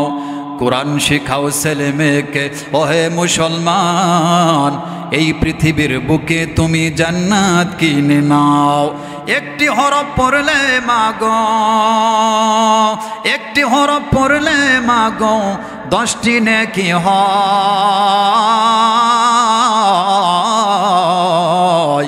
মা বাবার আমল নামায় অর্ধেক জমা হয়, মা বাবার আমল নামায় অর্ধেক জমা হয়। সন্তান যদি কোরআনের হাফেজ হয়, যখন যদি আলেম হয়, ও যদি সমাজের মেম্বার হয়, ও তো আর গম চুরি করতে পারবে না। গম চুরি করবে, রড চুরি করবে, কথা বলে না। আমার ভাইয়েরা, সন্তানের সিনার মধ্যে যদি আল্লাহর কোরআন থাকে, ও যখন এরকম চেয়ারে বসবে, কলমের গোতা মেরে লক্ষ লক্ষ টাকা আমার ভাইয়েরা ঘুষ খাবে না। কারণ যখন কলম হাতে নেবে, যখন সিগনেচার করবে, আমার আল্লাহ পাক রব্বুল আলামিন আগের থেকে সিগন্যাল মেরে দেবেন, খবরদার তোর সিনার ভিতরে কিন্তু আল্লাহর কোরআন আছে, বিবেক বাধা দেবে, দেবে না? আর সন্তানের সিনার মধ্যে যে আল্লাহর কোরআন যদি না থাকে, আমার ভাইয়েরা, ব্রিজ বানাতে গিয়ে এতিম মিসকিনের কম খাইতে গিয়ে রোডের বদলে বাঁশ দিয়ে দেবে। আওয়াজ দিয়ে বলেন ঠিক না বেঠিক? এই জন্য আমার আল্লাহ পাক রব্বুল আলামিন বলেছেন, ইন্নাল্লাযীনা ইয়াকুলুনা আমওয়ালাল ইয়াতামা যুলমান ইন্নামা ইয়াকুলুনা ফি বুতুনিহিম নারা। আল্লাহ বলেছেন, যারা ইন্নাল্লাযীনা ইয়াকুলুন, যারা খায়, জুলমান মানে অন্যায় ভাবে, ইয়াকুলুনা ফি বুতুনিহিম নারা, যারা ইতিমের মাল আত্মসাৎ করে খায়, যারা গরিবের মাল আত্মসাৎ করে খায়, যারা গম খায়, চাল খায়, ডাল খায়, আল্লাহ বলেছেন ওগুলো জান্নাত না, পকেটের মধ্যে যা কিছু ঢুকিয়ে দিল সবগুলো হলো জাহান্নামের আগুন। সবগুলো কি? সবগুলো হলো জাহান্নামের আগুন। আমার ভাইরা, ডাক্তার বানায় কোনো লাভ নাই, ইঞ্জিনিয়ার বানায় কোনো লাভ নাই। দরকার আছে যদি সিনার ভিতরে কোরআন থাকে, কথা বলে না, যদি সিনার ভিতরে আল্লাহর কোরআন থাকে। আমার ভাইরা, আপনার সন্তান যদি পবিত্র কোরআনুল কারীমের হাফেজ হয়, আপনার সন্তান যদি আলেম হয়ে যায়, আপনি যখন মারা যাবেন, সমাজের লোকেরা বলবে, আব্দুর রহিম তোর আব্বা মারা গেছে, যেই কোরআনুল কারীম হাজার হাজার বার, লক্ষ লক্ষ বার হাত স্পর্শ করেছিলি, সেই হাত দিয়ে তোর আব্বাকে তুই গোসল করিয়ে দে, তোর লদিন মাস্টার সাহেবকে তুই গোসল করিয়ে দে। আমার ভাইয়েরা, সন্তান চোখের পানি ফেলাবে আর আব্বাকে গোসল করাই দেবে, লদিন মাস্টার সাহেবকে গোসল করাই দেবে। আমার ভাইয়েরা, যখন গোসল করাই দেবে, জানাজার নামাজের জন্য কোনো মেম্বারকে ডাকা হবে না, কোনো চেয়ারম্যানকে ডাকা হবে না, কোনো এমপিকে ডাকা হবে না। তারা জানাজার নামাজ আসবে, কিন্তু সবাই ঐক্যবদ্ধই বলবে, আজকের এই জানাজার নামাজের ইমামতি করবে যে মারা গেছে তার সন্তান, বলবে না? ওই হাফেজ মায়ের লাশ সামনে রেখে, বাবার লাশ সামনে রেখে চোখের পানি ফেলাবে আর জানাজার নামাজ পড়াবে। আমার ভাইয়েরা, জানাজার নামাজ যখন পড়াবে, ওই দোয়াটা আমার আল্লাহর আরশ মহল্লায় পৌঁছায় যাবে। জোরে বলেন সুবহানাল্লাহ। জানাজার নামাজ যখন শেষ হয়ে যাবে, আল্লাহর কোরআনের হাফেজ আলেম, আমার ভাইয়েরা, মায়ের খাট, লাশের খাট আমার বার নিজে কাঁধে বহন করে কবরের দিকে নিয়ে যাবে। কবরের ভিতরে আগে সর্বপ্রথম নামবে সমাজের মেম্বার। মেম্বার আগে নামবে, চেয়ারম্যান কে আগে নামবে? আমার ভাইয়েরা, দুনিয়ার মধ্যে সবচাইতে বড় সম্পদ রেখে গেছে পবিত্র কোরআনুল কারীমের হাফেজ আলেমগণ, জমিনের মধ্যে রেখে চলে গেছে। সর্বপ্রথম আল্লাহর কোরআনুল কারীমের হাফেজ কবরের ভিতরে কিন্তু আগে সর্বপ্রথম আগে নামবে। আমার ভাইয়েরা, নিজ হাতে মাকে দাফন দেবে, নিজ হাতে আব্বাকে দাফন দেবে। দাফন যখন শেষ হয়ে যাবে, আমার ভাইয়েরা, সবাই যখন কবর ছেড়ে চলে যাবে, সন্তান কিন্তু মায়ের কবর ছেড়ে কিন্তু যেতে চাইবে না, আব্বার কবর ছেড়ে যেতে চাইবে না। আমার ভাইয়েরা, সন্তান আল্লাহর কাছে চোখের পানি ফেলে ফেলে দোয়া করবে। সবাই পড়েন, রব্বিরহামহুমা কামা রব্বায়ানি সগীরা। আবার পড়েন, রব্বিরহামহুমা কামা রব্বায়ানি সগীরা। কিন্তু সন্তান যদি কোরআনুল কারীমের যদি হাফেজ না হয়, যদি আলেম না হয়, এই দোয়াটা কি পড়তে পারবে? পড়তে পারবে? পড়তে পারবে না। আমার ভাইরা, দুনিয়ার জীবন শেষ হয়ে গেল। কিয়ামতের ময়দানে লক্ষ লক্ষ কোটি কোটি মানুষ, আদম থেকে শুরু করে বিশ্ব নবীজি পর্যন্ত সমস্ত নবীর উম্মতেরা কিয়ামতের ময়দানে ভয়াবহ দৃশ্য দেখে আমার ভাইয়া নাফসিয়া নাফসি করতে থাকবে। কিয়ামতের এই কঠিন বিপদের সময় আমার আল্লাহ পাক রব্বুল আলামিন হাফেজের আব্বা মার আল্লাহ পাক রব্বুল আলামিন মাথায় নূরের মুকুট আল্লাহ পরিয়ে দেবেন। জোরে বলেন সুবহানাল্লাহ। আমার আল্লাহ পাক রব্বুল আলামিন বিশ্ব নবীজি বলেছেন, ইউকালু লিসাহিবিল কুরআন, ইকরা ওয়ারতাকি ওয়ারাত্তিল মা কুনতা তুরাত্তিল ফিদ দুনিয়া ফাইন্না মানসিলাকা ইনদা আয়াতান তাকরাউহা। আল্লাহ নবীজি বলেছেন কিয়ামতের ময়দানে আমার আল্লাহ পাক রব্বুল আলামিন বলবেন, হোক কোরআনের ধারক বাহক, আয় আমার কাছে, আয় দেখে আয়।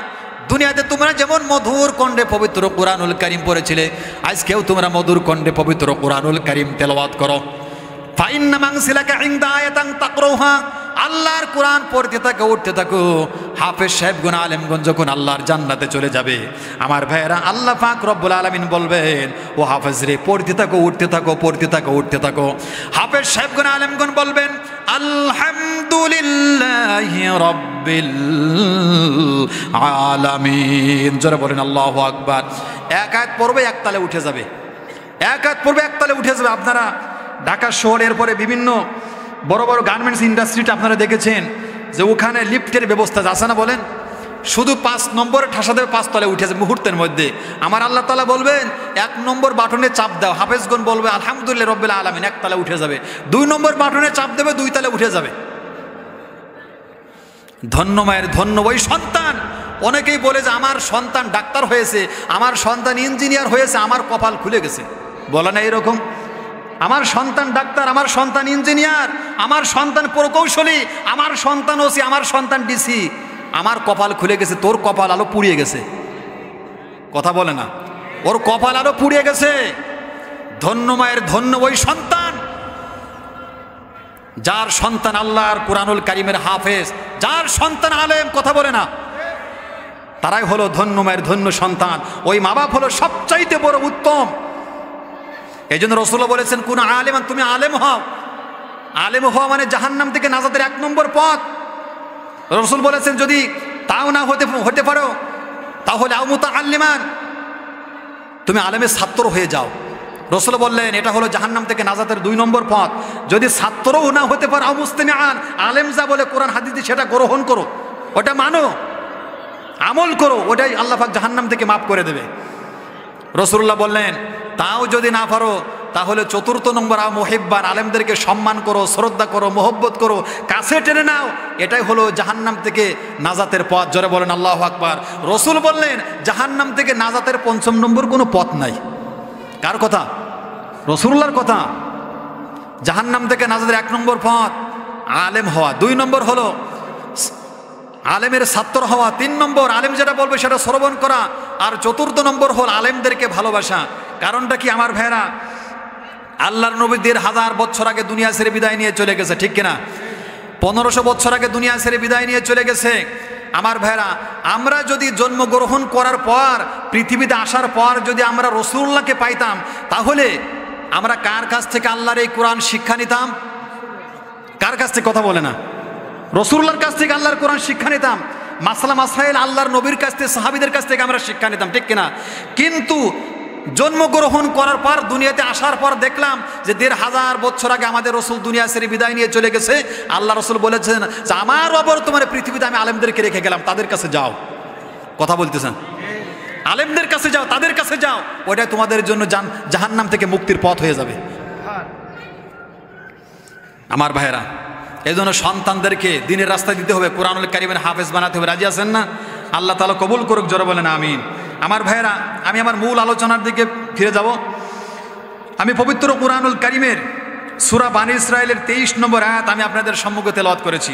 সবাই আমার সাথে পড়ুন, আউযু বিল্লাহি মিনাশ শাইতানির রাজীম।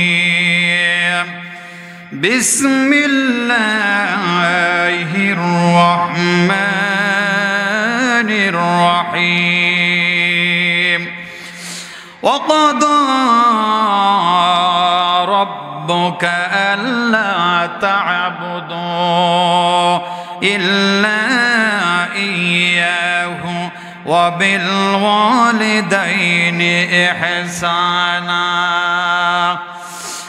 إما يبلغن عندك الكبر أحدهما أو كلاهما فلا تقل لهما أف ولا تنهرهما وقل لهما قولا كريما জোরে বলেন আল্লাহু আকবার। আল্লাহ পাক রব্বুল আলামিন বলেছেন কথা মানে ফয়সালা করে দেওয়া, কথা মানে দুনিয়ার মানুষের জন্য আল্লাহ পাক রব্বুল আলামিন তিনি চূড়ান্ত করে দিয়েছেন, হো দুনিয়ার মানুষেরা আমি আল্লাহ পাক রব্বুল আলামিনের পক্ষ থেকে দুনিয়ার সমস্ত মানুষের জন্য আমি আল্লাহ তাআলা চূড়ান্ত করে দিয়েছি, ফয়সালা করে দিয়েছি। এই পৃথিবীতে যতদিন পর্যন্ত তুমি বেঁচে থাকবা হাত্তা আতানাল ইয়াকিন, মৃত্যুর আসার আগ পর্যন্ত আল্লাহ ছাড়া দুনিয়ার অন্য কোনো মানুষের ইবাদত করা যাবে না। কথাটা কার? আওয়াজ দিয়ে বলেন কথাটা কার? আমার ভাইয়েরা, আল্লাহ পাক রব্বুল আলামিন আল্লাহর ইবাদত করার জন্য আল্লাহ পাক রব্বুল আলামিন আল্লাহর কোরআনুল কারীমের মধ্যে আল্লাহ তাআলা তিনি সীমারেখা তৈরি করে দিয়েছেন। এই সীমারেখা অতিক্রম করা যাবে না। আমার ভাইয়েরা, কোনো মেম্বার আইন মানা যাবে না, কোনো চেয়ারম্যানের আইন মানা যাবে না, কোনো ওসির আইন মানা যাবে না। আমার ভাইয়েরা, আল্লাহ পাক রব্বুল আলামিন তিনি সূরাতুন নিসার মধ্যে আল্লাহ পাক রব্বুল আলামিন তিনি সুন্দর করে জানিয়ে দিয়েছেন, সবাই পড়েন, তিলকা হুদুদুল্লাহি ওয়া মান ইউতি'িল্লাহ ওয়া রাসূলাহু ইউদখিলহু জান্নাতিন তাজরি মিন তাহতিহাল আনহার ওয়া যালিকা হুয়াল ফাওজুল আযীম।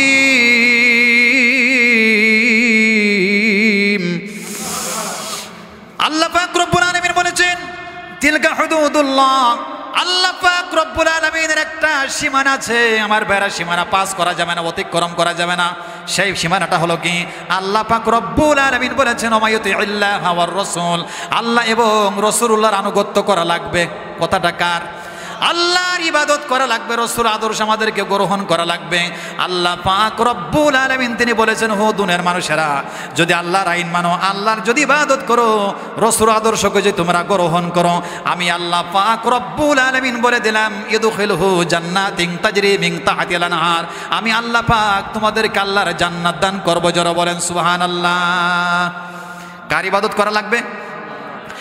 আল্লাহ পাক রব্বুল আলামিন বললেন মৃত্যুর আসার আগ পর্যন্ত আল্লাহ ছাড়া দুনিয়ার অন্য কোনো মানুষের ইবাদত করা যাবে না। আমার ভাইয়েরা, এই ক্রস করা যাবে না। আমার ভাইয়েরা, কোনো ব্যক্তি যদি বিদেশে যায় পাসপোর্ট করা লাগে কি লাগে না? কোনো ব্যক্তি যদি বিদেশে যায়, ইন্ডিয়ায় যাবেন, আমার ভাইয়েরা পাসপোর্ট ছাড়া কিন্তু আপনি ইন্ডিয়ায় যেতে পারবেন না। যদি আপনি চোর অবস্থায় যদি আপনি চোরে করে যান, আপনি যদি ধরা খেয়ে যান, তাহলে আপনাকে কিন্তু লকআবের মধ্যে দিয়ে দেবে, এরপরে জেলের মধ্যে আপনাকে ঢুকাই দেবে। আমার ভাইয়েরা, আল্লাহ পাক রব্বুল আলামিন বলেছেন আল্লাহর আনুগত্য যারা ছেড়ে দেবে, রাসূল আদর্শকে যারা ছেড়ে দেবে, আল্লাহর ইবাদত যারা পৃথিবীতে করবেন, আল্লাহর আইন যাদেরকে ভালো লাগবে না, আল্লাহ পাক রব্বুল আলামিন তিনি বলে দিয়েছেন ওয়া মান ইয়াসিল্লাহা ওয়া রাসূলাহু ইউদখিলহু নারান খালিদিনা ফিহা। আল্লাহ পাক রব্বুল আলামিন বলেছেন বান্দারে, যারা আল্লাহর আনুগত্য ভালো লাগে না, রাসূল আদর্শ যাদের কাছে ভালো লাগে না, আল্লাহ পাক বলেছেন তোমাদের জন্য চূড়ান্ত করে দিলাম, তোমরা জাহান্নামে যাবে। কথাটা কার? জোরে বলেন কথা কার? আমার ভাইয়েরা, আল্লাহ পাক রব্বুল আলামিন বলেছেন ও দুনিয়ার মানুষেরা, আমি আল্লাহ ছাড়া অন্য কারোর ইবাদত করা যাবে না, আইনও মানা যাবে না। আমার ভাইয়েরা, আমরা যখন নামাজে দাঁড়িয়ে যাই কার সাথে কথা বলি? আওয়াজ দিয়ে বলে আমরা নামাজের মধ্যে কার সাথে কথা বলি? আল্লাহ পাক রব্বুল আলামিন বলেছেন আলহামদুলিল্লাহি রাব্বিল আলামিন। আমার ভাইয়েরা, সমস্ত প্রশংসা আল্লাহর জন্য, যিনি সব জগতের মালিক। আমার ভাইয়েরা, আওয়াজ দিয়ে বলতে হবে সব জগতের মালিককে। আওয়াজ দিয়ে বলতে হবে সব জগতের মালিককে। সমস্ত জগতের মালিক যদি আমার আল্লাহ হয়, তাহলে ইবাদত করা লাগবে আল্লাহর নাকি দুনিয়ার মানুষের? আমার কার ইবাদত করা লাগবে? প্রশংসা হবে কার জন্য? আমার ভাইয়েরা, কিন্তু দুঃখের বিষয় হলো আমাদের সমাজের মানুষেরা, রাষ্ট্রের মানুষেরা আল্লাহ পাক রব্বুল আলামিনের যত পরিমাণ প্রশংসা করে, তার চাইতে মেম্বারের প্রশংসা বেশি করে। কথা বলে না? আল্লাহর পাক রব্বুল আলামিনের আল্লাহর প্রশংসা যত বেশি করে, তার চাইতে মেম্বারের প্রশংসা বেশি করে। এই মুহূর্তে যদি মাগুরার ডিসি সাহেব যদি এখানে চলে আসে, সালাম তো ডবল ডবল পড়বে। কথা বল, ডবল ডবল পড়বে না? সবাই দাঁড়িয়ে যাবে, তার দিকে তাকাইয়ে থাকবে, আসসালামু আলাইকুম, আসসালামু আলাইকুম, আসসালামু আলাইকুম, ডিসি সাহেব ভালো আছেন, ভালো আছেন, বসতে দেন। আমার ভাইয়েরা, নামাজের মধ্যে আল্লাহ পাক রব্বুল আলামিনের সাথে কথা চলতে থাকে। আল্লাহর সাথে কথা চলতে চলতে নামাজের মধ্যে আমার আল্লাহ পাক রব্বুল আলামিনের সাথে ওয়াদাবদ্ধ হয়ে যায়। সবাই পড়েন, ইয়্যাকা না'বুদু ওয়া ইয়্যাকা নাস্তাঈন। হ্যাঁ আল্লাহ তাআলা, আমরা একমাত্র তোমার ইবাদত করছি, আমরা একমাত্র তোমার গোলাম। এই কথা বলি কি বলি না? আমার ভাইয়েরা, নামাজের মধ্যে যতক্ষণ না পর্যন্ত আমরা নামাজের মধ্যে থাকবো, সালাম ফেরানোর আগ পর্যন্ত আমার ভাইয়েরা, দুনিয়ার প্রেসিডেন্টের প্রধানমন্ত্রী আইন মানা ফরজ না নফল? কথা বলে না। যতক্ষণ পর্যন্ত আমরা নামাজের মধ্যে থাকবো, মেম্বার আইন মানা যেমন হারাম, চেয়ারম্যানের আইন মানা যেমন হারাম, আমার ভাইয়েরা ওসি সাহেবের আইন মানা যেমন হারাম, এরপরে ডিসি সাহেবের আইন মানা যেমন হারাম, প্রধানমন্ত্রীর আইন মানা যেমন হারাম, সালাম ফেরানোর আগ পর্যন্ত আমার ভাইয়েরা দুনিয়ার মানুষের আইন মানা যেমন হারাম, সালাম ফেরানোর পরে মসজিদ থেকে যখন আমরা বের হয়ে যাব আমার ভাইয়েরা, মেম্বারের আইন মানা যাবে না। যদি মেম্বার যদি আল্লাহর আনুগত্য করে তার আইন মানা যাবে। আমার ভাইয়েরা, সালাম ফেরানোর সাথে সাথে যখন আমরা মসজিদ থেকে বের হয়ে যাব আমার ভাইয়েরা, জীবনের প্রতিটা ক্ষেত্রে, অফিস আদালতে, এরপরে পারিবারিকভাবে সামাজিক ক্ষেত্রে, সমস্ত ক্ষেত্রে আল্লাহ ছাড়া দুনিয়ার অন্য কোনো মানুষেরও আইন মানা হারাম। আইন মানা যাবে? আইন মানতে হবে কার? আল্লাহ পাক রব্বুল আলামিন বলেছেন, আলা লাহুল খালকু তাবারাকাল্লাহু রাব্বুল আলামিন। যারা বলেন আল্লাহু আকবার। আল্লাহ পাক রব্বুল আলামিন বলেছেন, বান্দারে সৃষ্টি করেছে আমি আল্লাহ পাক রব্বুল আলামিন, আইন চলবে আমি আল্লাহ পাক রব্বুল আলামিনের। আইন চলবে কার? কারণটা কি? আল্লাহ পাক রব্বুল আলামিন বলেছেন, রব্বুল মাশরিকাইনি ওয়া রব্বুল মাগরিবাইন ফাবিআইয়ি আলাই রাব্বিকুমা তুকাযিবান। পূর্ব দিগন্ত থেকে পশ্চিম দিগন্তের মালিককে? যারা বলেন কে? আল্লাহ বলতেছেন যে পূর্ব দিগন্ত থেকে শুরু করে পশ্চিম দিগন্তের মালিক আমি আল্লাহ পাক রব্বুল আলামিন। নামে মুসলমান নাকি কামে মুসলমান, নামে মুসলমান নাকি কামে মুসলমান, নামে কামে মিল না হলে হইবে না আসান। নামে মুসলমান নাকি কামে মুসলমান, নামে মুসলমান নাকি কামে মুসলমান, আছে না? নাম রেখেছে আব্দুর রহমান, কোরআন মানে না। এই সমাজে এমন লোকের সংখ্যা অগণা। নাম রেখেছে আবু বকর, কোরআন মানে না। এই সমাজে এমন লোকের সংখ্যা অগণা। এমন সমাজ বদলাবে কে? এমন সমাজ বদলাবে কে? রাখবে অবদান। নামে মুসলমান নাকি কামে মুসলমান, নামে মুসলমান নাকি কামে মুসলমান। নামে না কাজে থাকতে হবে। জলে বলেন, আমাদেরকে কাজে থাকতে হবে। নামে মুসলমান, নামাজ পড়েন, আছেন এমন? আল্লাহ পাক রব্বুল আলামিন বলেছেন, আলা লাহুল খালকু ওয়াল আমরু তাবারাকাল্লাহু রাব্বুল আলামিন। আল্লাহ পাক রব্বুল আলামিন বলেছেন, বান্দারে সৃষ্টি করেছে আমি আল্লাহ পাক রব্বুল আলামিন, আইন চলবে আমি আল্লাহ পাক রব্বুল আলামিনের। আমার ভাইয়েরা, আওয়াজ দিয়ে বলতে হবে আইন চলবে কার? আরো জোর, আইন চলবে কার? আমার ভাইয়েরা, ব্রিটিশের আইন মানতে আমাদের কোনো অসুবিধা নাই, নরেন্দ্র মোদীর আইন মানতে আমাদের কোনো অসুবিধা নাই, সক্রেটিসের আইন মানতে কোনো অসুবিধা নাই, এরপরে দলের নেতার আইন মানতে আমাদের কোনো অসুবিধা নাই। কিন্তু আল্লাহ পাক রব্বুল আলামিন যাকে শরিয়াতের নেতা করে আল্লাহ তাআলা পৃথিবীর মধ্যে পাঠালেন, সেই বিশ্ব নবীর আইন মানতে আমাদের অসুবিধা। আওয়াজ দিয়ে বলেন ঠিক না বেটি? অথচ আপনি দাবি করেন আমি মুহাম্মদ সাল্লাল্লাহু আলাইহি সাল্লামের উম্মত, কিয়ামতের মধ্যে আমি রাসূলুল্লাহর শাফায়াত পাবো, সুপারিশ পাবো। আপনি তো সুপারিশ পাবেন নরেন্দ্র মোদীর, আপনি সুপারিশ পাবেন ডোনাল্ড ট্রাম্পের, আপনার শাফায়াত হবে আপনার দলের নেতার। রাসূলুল্লাহ বলেছেন, আল জান্নাতু হুররিমাত আলাল আমবিয়া হাত্তা দুখুলুহা। সমস্ত নবীদের জন্য আল্লাহ পাক রব্বুল আলামিন তিনি জান্নাতকে হারাম করে দিয়েছেন। রাসূলুল্লাহ বলেছেন, যতক্ষণ না আমি নবী আগে জান্নাতের ভিতরে না ঢুকবো। এরপর রাসূলুল্লাহ বলেছেন, আল জান্নাতু হুররিমাত আলাল উমামি হাত্তা দুখুলুহা উম্মতি। সমস্ত নবীদের জন্য আল্লাহ পাক, সমস্ত নবীর উম্মতের জন্য আল্লাহ জান্নাতকে হারাম করে দিয়েছেন। রসুল বলেছেন যতক্ষণ না আমার উম্মত আগে জান্নাতে না ঢুকবে। রসুল্লাহ বলেছেন জান্নাতীদের কাতার হবে 120টা, তার 80টি কাতার হবে আমার উম্মতের। সুবহানাল্লাহ বলবেন না? আর আপনি বলেন আল্লাহর আইন ভালো লাগে না, কোরআনের আইন ভালো লাগে না, আপনি রসুলুল্লাহর সুপারিশ পাবেন। সুপারিশ পাবেন আপনি নরেন্দ্র মোদীর। আল্লাহ পাক রব্বুল আলামিন বলেছেন ওয়াইযা ক্বিলা লাহুম ইত্তাবিউ মা আনজালাল্লাহু ক্বালু বাল নাত্তাবিউ মা ওয়াজাদনা আলাইহি আবাআনা। আল্লাহ পাক রব্বুল আলামিন বলেছেন সমাজের মধ্যে, রাষ্ট্রের মধ্যে এমন কিছু লোক আছে যখন তাদেরকে বলা হয় আল্লাহর কোরআনুল কারীমের দিকে এসো, রাসূলুল্লাহর দিকে এসো, তখন তারা জবাব দেয় আল্লাহর কোরআন আমাদেরকে ভালো লাগে না, রাসূল আদর্শ আমাদের ভালো লাগে না, আমাদের যে দলের নেতা আছে ওই দলের নেতার অনুসরণ করব। আছে না নাই? পাওয়া যায়, পাওয়া যায়, পাওয়া যায়। আপনাদের এলাকায় আছে? আল্লাহর কোরআন ভালো লাগে না, রাসূল আদর্শ ভালো লাগে না, আওয়ালাউ কান আবাউহুম, আমাদের যে দলের নেতা আছে তাদেরকে আমার অনুসরণ করব। আল্লাহ বলেন আওয়ালাউ কান আবাউহুম লা ইয়াকিলুন, ওই সমস্ত নেতারা যদি আল্লাহর কোরআন সম্পর্কে কোনো কিছু না জানে, ওয়ালা ইয়াহতাদুন, আর যদি হিদায়াতের উপরে না থাকে, ওই সমস্ত ফাসিক নেতাকে কোন কারণে মানবি? বল, ফাসিক নেতাকে কোন কারণে মানবি? আমার আল্লাহ পাক রব্বুল আলামিন বলেছেন আল্লাহর কোরআন থাকার পরেও, রাসূলুল্লাহ আদর্শ থাকার পরেও যারা আল্লাহর কোরআন ভালো লাগবে না, আল্লাহ পাক রব্বুল আলামিন তিনি বলে দিয়েছেন ইয়াকুদুমু কওমাহু ইয়াউমাল কিয়ামাতি ফাআওরাদাহুমুন নার। দুনিয়াতে যে যার অনুসরণ করবে কিয়ামতের ময়দানে তার পিছনে আল্লাহ তাআলা দাঁড় করিয়ে দেবেন।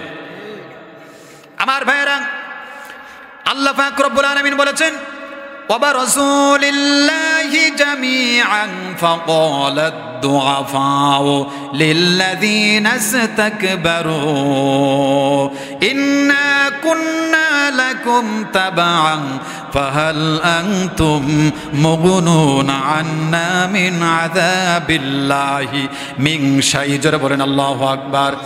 আল্লাহ পাক রব্বুল আলামিন বলেছেন কিয়ামতের ময়দানে নেতার অনুসারীরা বলবে, ওই আমাদের নেতা, আমরা তোমাদেরকে দুনিয়ার দিকে অনুসরণ করেছিলাম, আজকে কি জন্য আমাদের দিকে তাকাচ্ছ না? আমাদের দিকে তাকাও, আজকে আমাদেরকে জাহান্নামের আগুন থেকে বাঁচাও। তখন তারা জবাব দেবে ফাহাল আনতুম মুগনুনা আন্না মিন আযাবিল্লাহি মিন শাই। আমরা দেখতে পাচ্ছি কিছুক্ষণের ভিতরে আল্লাহর ফেরেশতারা আমাদেরকে জাহান্নামে নিক্ষেপ করবে, আজকে বাঁচতে পারবো না। এইজন্য আমার ভাইয়েরা, আল্লাহ পাক রব্বুল আলামিন তিনি বলেছেন ওয়াকাদা রাব্বুকা আল্লা তা'বুদু ইল্লা ইয়াহু ওয়া বিল ওয়ালিদাইনি ইহসানা। মৃত্যুর আসার আগ পর্যন্ত একমাত্র কার ইবাদত করা লাগবে? আল্লাহ পাক রব্বুল আলামিন বলেছেন মৃত্যুর আসার আগ পর্যন্ত আল্লাহ পাক রব্বুল আলামিনের ইবাদত করা লাগবে। আল্লাহর ইবাদত করার পাশাপাশি হো বান্দারা তোমরা তোমাদের মা বাবার সাথে ইহসান করো, ভালো ব্যবহার করো। জোরে বলেন সুবহানাল্লাহ। ইহসান মানে ভালোবাসা, ইহসান মানে মহব্বত করা, ইহসান মানে মা বাবাকে খাওয়ানো, ইহসান মানে মা বাবাকে পড়ানো। কার কথা?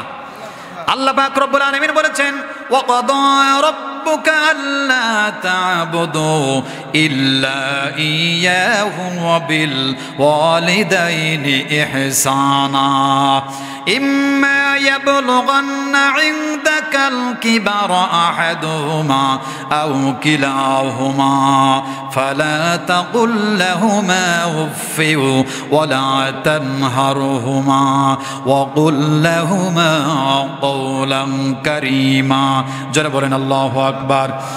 আল্লাহ পাক রব্বুল আলামিন বলেছেন ও দুনিয়ার মানুষেরা, ইম্মা মানে যখন ইয়াবলুগান্না মানে পৌঁছাবে, ইনদাকাল কিবার যখন বৃদ্ধ বয়সে তোমাদের নিকট যখন পৌঁছায় যাবে, আহাদুহুমা আও কিলাহুমা একজন অথবা মা বাবা, মা অথবা আব্বা যখন তোমাদের কাছে পৌঁছায় যাবে, আও কিলাহুমা ফালা তাকুল লাহুম উফফিন ওয়া লা তানহারহুমা তাদের সাথে উফ পর্যন্ত কোন আচরণ করবে না, ওয়ালা তানহারহুমা তাদের সাথে ধমক দিয়ে তোমার কথাবার্তা বলবে না, ওয়া কুল লাহুমা কওলান কারীমা মা বাবার সাথে সম্মানজনক কথা বলবে। কথাটা কার? জোরে বলেন কথাটা কার? রাসূল বলেছেন যদি সম্পদ বৃদ্ধি করতে চাও যদি হায়াত বৃদ্ধি করতে চাও তাহলে তোমরা তোমাদের মা বাবার সাথে ইহসান করো, ভালো ব্যবহার করো, মা বাবাকে খাওয়াও, মা বাবাকে পড়াও, মা বাবাকে হাদিয়া দাও। কথাটা কার? আর পৃথিবীতে দানের যত খাত আছে আল্লাহ পাক বলেছেন ওয়াসআলু কুল মা আনফাকতুম মিন খায়র ফালিল ওয়ালিদাইন ওয়াল আকরাবিন ওয়াল ইয়াতামা ওয়াল মাসাকিন ওয়া বিনিস সাবিল। আল্লাহ পাক বলেছেন যদি তোমরা আগে দান করতে চাও, সর্বপ্রথম আমি আল্লাহ তাআলা তোমাদেরকে দানের সিস্টেম দেখাই দিলাম। আগে সর্বপ্রথম মা বাবাকে আগে দান করো। কথাটা কার? জোরে বলেন কার? আগে মা বাবাকে খাও, মা বাবাকে দান করো, এরপরে অন্য রাস্তা। কথাটা কার? মা বাবাকে খাওয়াবেন, মা বাবার সাথে ভালো ব্যবহার করবেন।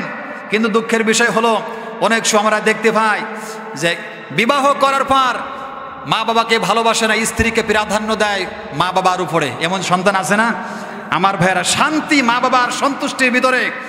এই পৃথিবীতে মা বাবা হলো বিশাল একটা বটগাছের মতো, যেই বটগাছের নিচে বসলে অসংখ্য মানুষের জন্য ছায়া দিতে বটগাছ প্রস্তুত থাকে, ঠিক কিনা?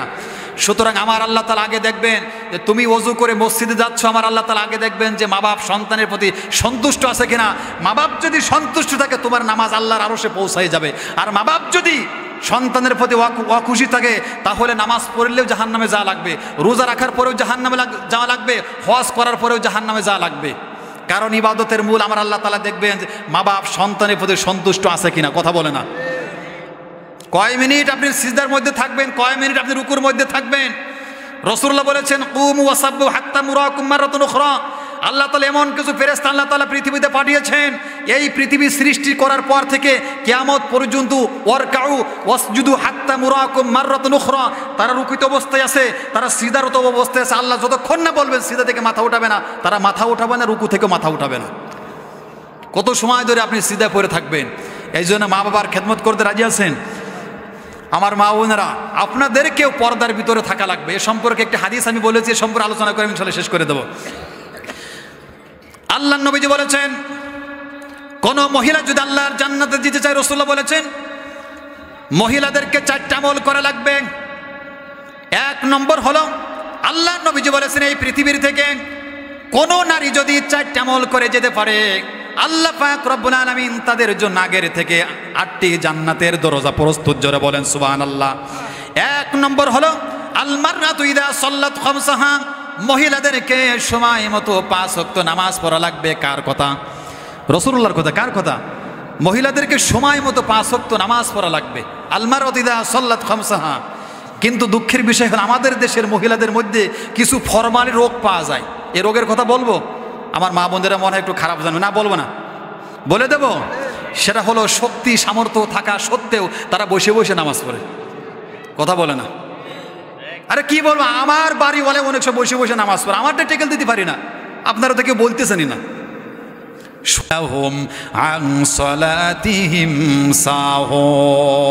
ওয়েল মানে দজক, ওয়েল মানে জাহান্নামের উপত্যকা, ওয়েল মানে জাহান্নামের শাস্তি। ওই সমস্ত পুরুষ মহিলারা জাহান্নামে যাবে যারা নামাজের ব্যাপারে উদাসীন অবস্থায় থাকে। জোহরের নামাজ ছেলেটা আসরের মধ্যে নিয়ে যায়, আসরের নামাজ ছেলে ঠেলে মাগরিবের মধ্যে নিয়ে যায়, আছে না?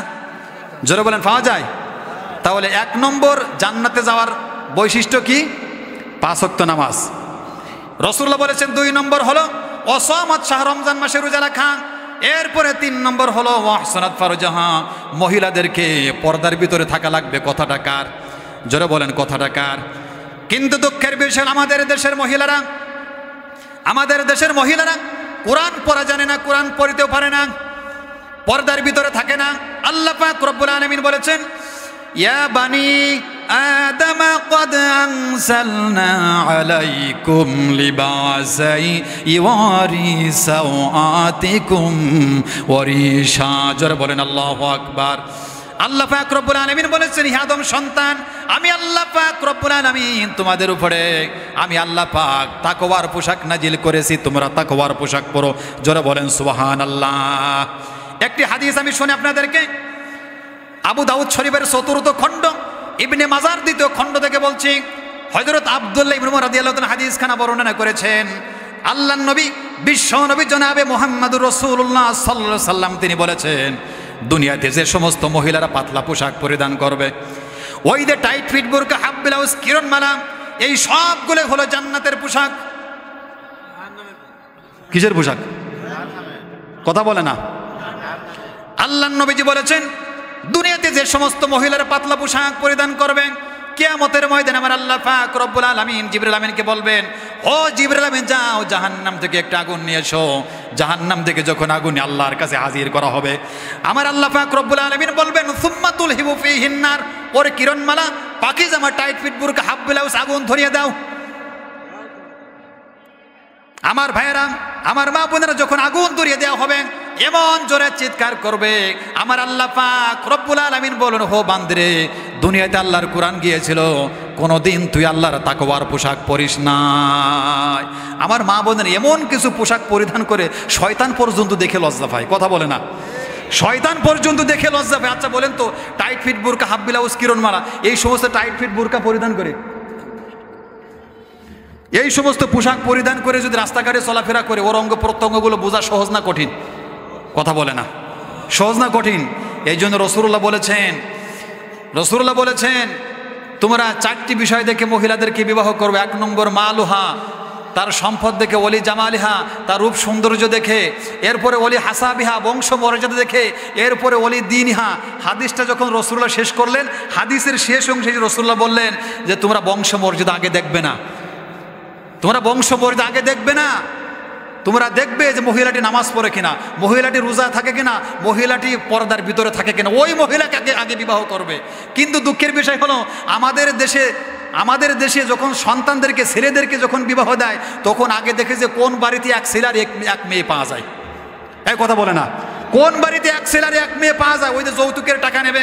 শুনে রাখবেন মুসলমানেরা, ভিক্ষা করা এটা হালাল। ভিক্ষা করা কি? ভিক্ষা করা হালাল। মানুষের দ্বারা দ্বারে ভিক্ষা করে সারাদিন চাউল নিয়ে সন্ধ্যার সময় আপনি যদি ভাত রান্না করে ওই চাউলের ভাত খান, ওই চাউলের ভাত খেয়ে মাগরিবের নামাজ পড়লে তার নামাজ কবুল হয়ে যাবে। ওই চাউলের ভাত খেয়ে ঈশান নামাজ পড়লে ঈশান নামাজ কবুল হয়ে যাবে। ওই চাউলের ভাত খেয়ে ফজরের নামাজ পড়লে ফজরের নামাজ কবুল হয়ে যাবে।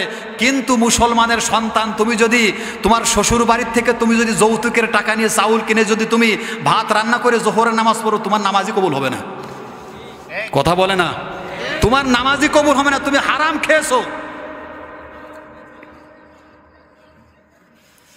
রাসূলুল্লাহ বলেছেন, মহিলাদের জান্নাতে যাওয়ার 3 নম্বর বৈশিষ্ট্য হলো পর্দার ভিতরে থাকা লাগবে, আর 4 নম্বর হলো স্বামীদেরকে খেদমত করা লাগবে। আমার মা বোনেরা, এই পৃথিবীতে আল্লাহ পাক রব্বুল আলামিন স্বামীদেরকে, আল্লাহ পাক রব্বুল আলামিন আপনাদের কাছে বিশাল একটা নিয়ামত দিয়েছেন।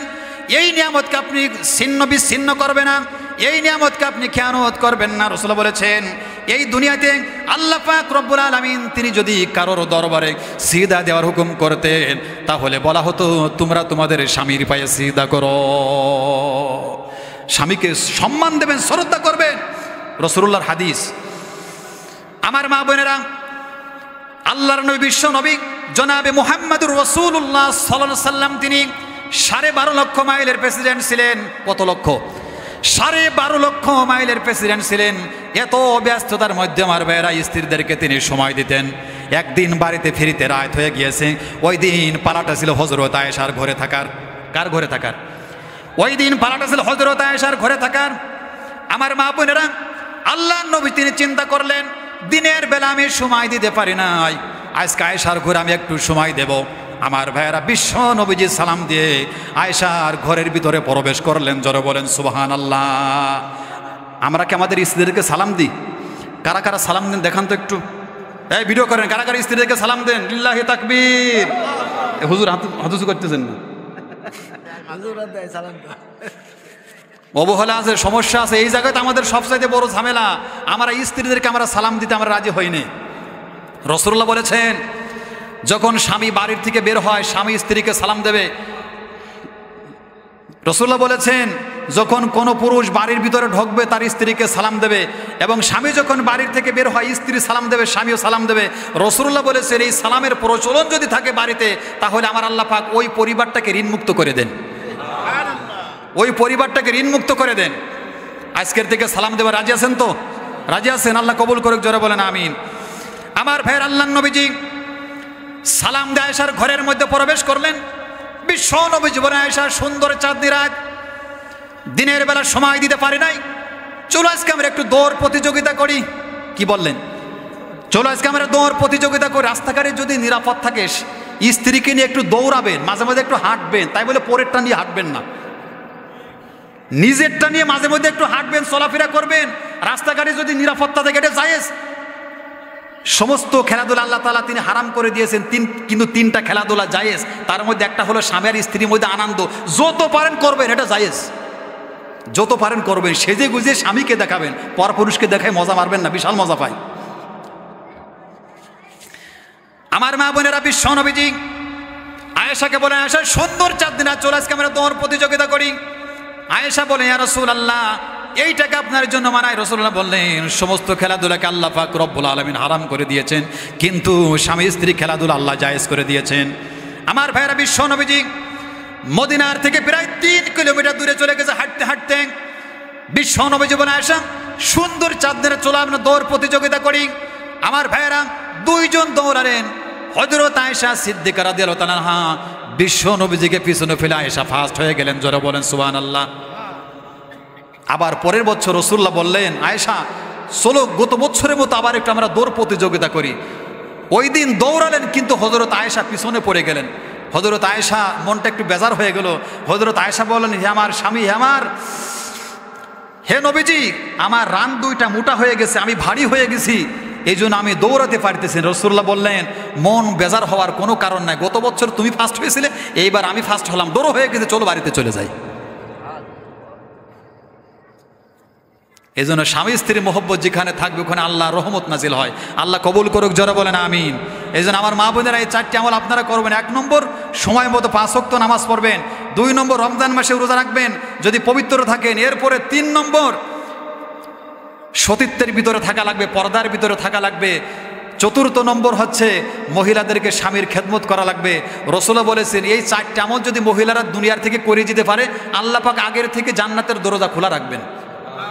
আল্লাহ তাআলা কবুল করুক, জোরে বলেন আমিন। আমরা একটু জিকির করি, লা ইলাহা ইল্লাল্লাহ।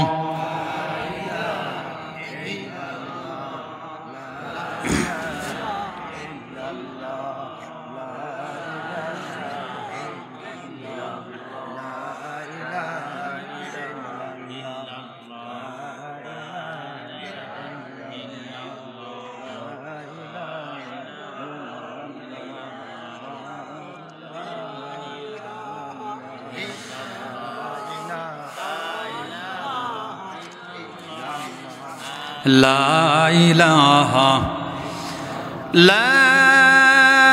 ইলাহা ইল্লাল্লাহ মুহাম্মাদুর রাসূলুল্লাহ। আমার ভাইরা,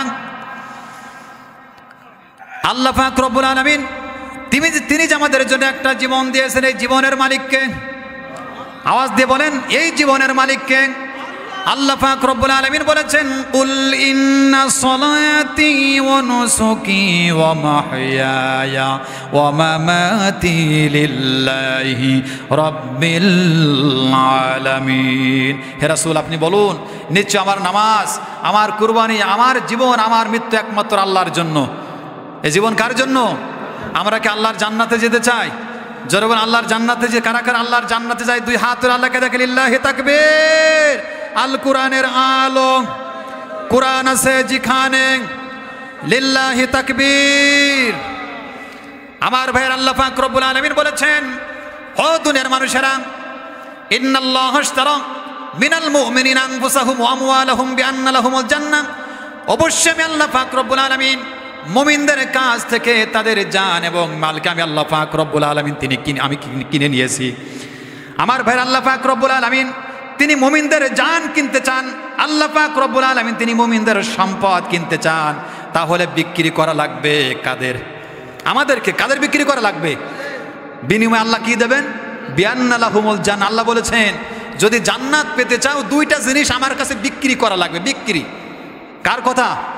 আল্লাহ পাক বলেছেন, যদি আমার জান্নাতে যেতে চাও 2টা জিনিস তোমাদেরকে বিক্রি করা লাগবে। তাহলে এখানে ক্রেতাকে? আল্লাহ। ক্রেতাকে আল্লাহ পাক তিনি কিনতে চাচ্ছেন, কিন্তু এখন আমাদেরকে বিক্রি করা লাগবে। যদি আমরা বিক্রি করি, আল্লাহ আমাদেরকে জান্নাত দেবেন। আর যদি আমরা বিক্রি না করি, তাহলে আল্লাহ তাআলা জান্নাত আমাদেরকে দেবে না। 1 নম্বর কি? এই জীবন। 1 নম্বর কি? এই জীবনটা আল্লাহর জন্য ব্যয় করা লাগবে। সময় শ্রম যা কিছু আছে একমাত্র আল্লাহর কাছে আল্লাহর বিধান অনুযায়ী ব্যবহার করা লাগবে। আর 2 নম্বর, আল্লাহ যে সম্পদ দিয়েছেন এই সম্পদের মূল মালিককে। 5 তলা যে বিল্ডিং দিয়েছেন এই বিল্ডিংয়ে আপনি চিরকাল বসবাস করতে পারবেন? আপনি যে 100 বিঘা জমি এই দুনিয়াতে আপনি করে রেখে গেছেন, আপনি কি ওই সম্পদ ওটাকে আপনি চিরকাল ভোগ করতে পারবেন? ভোগ করতে পারবেন না। যখন আল্লাহর পক্ষ থেকে নোটিশ আসবে আমাদের বাড়ি ছেড়ে দেওয়া লাগবে, ঘরের ভিতরে এসি লাগে ওই এসি আমাদেরকে ছেড়ে দেওয়া লাগবে, সব কিছু আমাদেরকে ফেলে রেখে দুনিয়া ছাড়া লাগবে। কথা বলে না? এই দুনিয়াটা হলো প্রত্যেকটা ব্যক্তির জন্য একটা মুসাফিরের মতো। আমরা যখন ঢাকাতে বেড়াতে যাই, খেয়াল করেন, আমরা যখন ঢাকাতে বেড়াতে যাই এমন কোনো মুসাফিরকে আমরা দেখি নাই যে 1 দিনের জন্য 2 দিনের জন্য একটা সোফা কিনে না আরামে বসবাস করব। কোনোদিন আপনারা করেছেন যে 1 ঘন্টার জন্য আমরা ঢাকাতে বেড়াতে গেলাম, ঢাকা শহর থেকে 10,000 টাকা খরচ করে একটা সোফা কিনবো, আরামে বসবাস করব? কেউ করেছেন কোনো দিন? তার মানে হলো দুনিয়াটা হলো একটা মুসাফিরের মতো, যে কোনো সময় আল্লাহর পক্ষ থেকে নোটিশ আসবে, বাড়ি আমাদেরকে ছেড়ে দেওয়া লাগবে। সম্মানিত উপস্থিতি, যদি আল্লাহর জান্নাতে যেতে চাই আমাদেরকে আল্লাহর রাস্তায় সম্পদ দেওয়া লাগবে। কথা বলে না? এই যেখানে মাদ্রাসা, এই মাদ্রাসা আপনাদের দেখা লাগবে না? আল্লাহর কোন বান্দা আছেন আমরা পৃথিবীতে থাকবো না যদি আপনি আপনার সম্পদগুলো আল্লাহর দ্বীনের রাস্তায়, ইসলামের রাস্তায় যদি মাদ্রাসা আপনি ব্যবহার করে যান, আপনি রাস্তায় দিয়ে যাবেন কিয়ামতের আগ পর্যন্ত। যতদিন পর্যন্ত মাদ্রাসা থাকবে এই সন্তানগুলো কোরআনের হাফেজগুলো আল্লাহর কোরআনুল কারীম তেলাওয়াত করবে, তার একটা অংশ আমার ভাইয়েরা কিয়ামত পর্যন্ত আপনি কবরে শুয়ে শুয়ে সওয়াব পেতে থাকবেন। কথা বলে না? আল্লাহর কোন বান্দা আছেন এই মসজিদের জন্য কি মাদ্রাসার জন্য আল্লাহর কোন বান্দা আছেন 5,000 টাকা এই মাদ্রাসার জন্য আমি দান করব, এমন কোন আল্লাহর বান্দা আছেন? 2 হাত তুলে দেখান।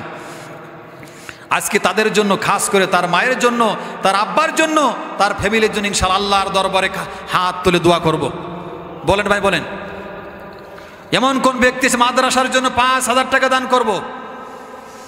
আল্লাহ পাক রব্বুল আলামিন বলেছেন, ইয়া আইয়ুহাল্লাযীনা আমানু আনফিকু মিম্মা রাযাকনাকুম মিন ক্বাবলি আইয়াতিয়া ইয়াউমুল লা বাই'আতুন ওয়ালা খুল্লাতু ওয়ালা শাফাআ।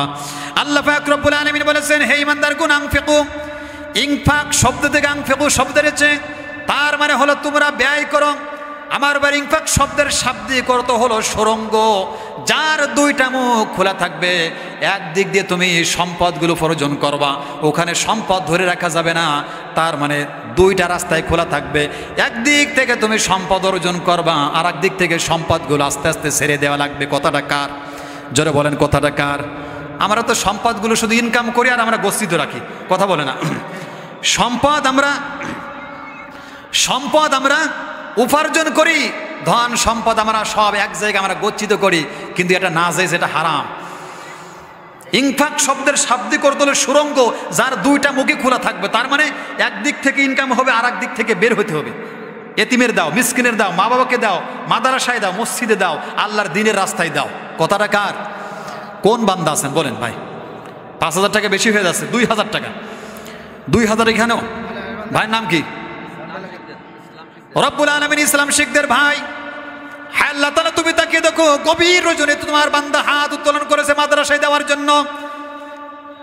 দুনিয়ার মেম্বার যখন ঘুমিয়ে যায়, দুনিয়ার চেয়ারম্যানগুলো যখন ঘুমিয়ে যায়, রাত যখন গভীর হয়ে যায়, এই হিফজুখানার ছাত্রগুলো, ছোট্ট ছোট্ট পবিত্র কোরআনুল কারীমের পাখিগুলো, দুনিয়ার মেম্বার, দুনিয়ার সবাই যখন ঘুমে যায়, রাত যখন 3টা-4টা বেজে যায়, আমার বাইরে হিফজুখানার ছাত্রগুলো আল্লাহ পাক রব্বুল আলামিনের শ্রেষ্ঠতম জিকির তারা শুরু করে দেয়।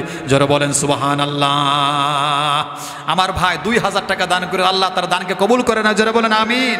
আল্লাহ তার সম্পদ বাড়িয়ে দেয়। জোরে বলেন আমিন। তার মা বাবা যে দুনিয়া ছেড়ে বিদায় নিয়ে চলে, আল্লাহ তুমি তার মা বাবাকে মাফ করে দাও। জোরে বলেন আমিন। বলেন ভাই, বলেন, একজন বলেন ভাই, বলেন। আমি জানি এই গ্রাম অনেক লোক আছেন, দিয়ার মতো লোক আছেন, এখানে আপনারা আছেন। সম্পদ চিরকাল ভাই থাকবে না। রাসূল বলেছেন, আস-সাদাকাতু তারাদ্দুল বালা। যত বড় সাইক্লোন আসুক, যত বড় সিডর আসুক না কেন, যত বড় বিপদ হোক না কেন, রাসূল বলেছেন আস-সাদাকাতু তারাদ্দুল বালা। মানুষ যখন নিয়ত করে আল্লাহর রাস্তায় দান সদকা করবে, যত বড়ই বিপদ আসুক না কেন, আল্লাহ ওখানে মাঝখানে প্রায়শ্চিত্ত তৈরি করে দেন। আল্লাহ মাঝখানে প্রায়শ্চিত্ত তৈরি করে, রাসূলের হাদিস, মাঝখানে প্রাচীর আল্লাহ তাআলা তৈরি করে দেন। কোন ভাষা বলেন ভাই, বলেন। সম্পদ চিরকাল কিন্তু থাকবে না। আপনার সন্তানের জন্য, কার জন্য আপনি রেখে যাচ্ছেন? আপনার সন্তানের জন্য আপনি সম্পদগুলো রেখে যাচ্ছেন। আপনি যদি সন্তানের ভিতরে দিন যদি না ঢুকান, ইসলাম যদি না ঢুকান, আপনার মৃত্যুবরণ করার পর আপনার ওই সম্পদগুলো অন্যায় রাস্তায় ব্যয় করবে, কথা বলে না, ওই সম্পদগুলো অবৈধ কাজে ব্যবহার করবে, ড্যান্স হবে, নাচ হবে, সেখানে চাইলেই ও 10,000 টাকা 20,000 টাকা দিতে কোনো দ্বিধাদ্বন্দ্ব করবে না। আর মাদ্রাসায় শুধুমাত্র 2,000 টাকা চেয়েছি, 2,000 টাকা মাদ্রাসায় দেন, আপনার দ্বিধাদ্বন্দ্ব শুরু হয়ে গেছে। ভাই বলেন 2,000 টাকা, মাত্র 2,000 টাকা, 1500। ভাই নাম কি? রব্বুল আলামিন শাইখ শিখদের হায় আল্লাহ তাআলা মুরব্বী মানুষ মাদ্রাসার জন্য হায় আল্লাহ তাআলা যেখানে ছোট্ট ছোট্ট পবিত্র কুরআনুল কারীমের পাখিগুলো রাত দিন হায় আল্লাহ তাআলা পবিত্র কুরআনুল কারীম তেলাওয়াত করে থাকে।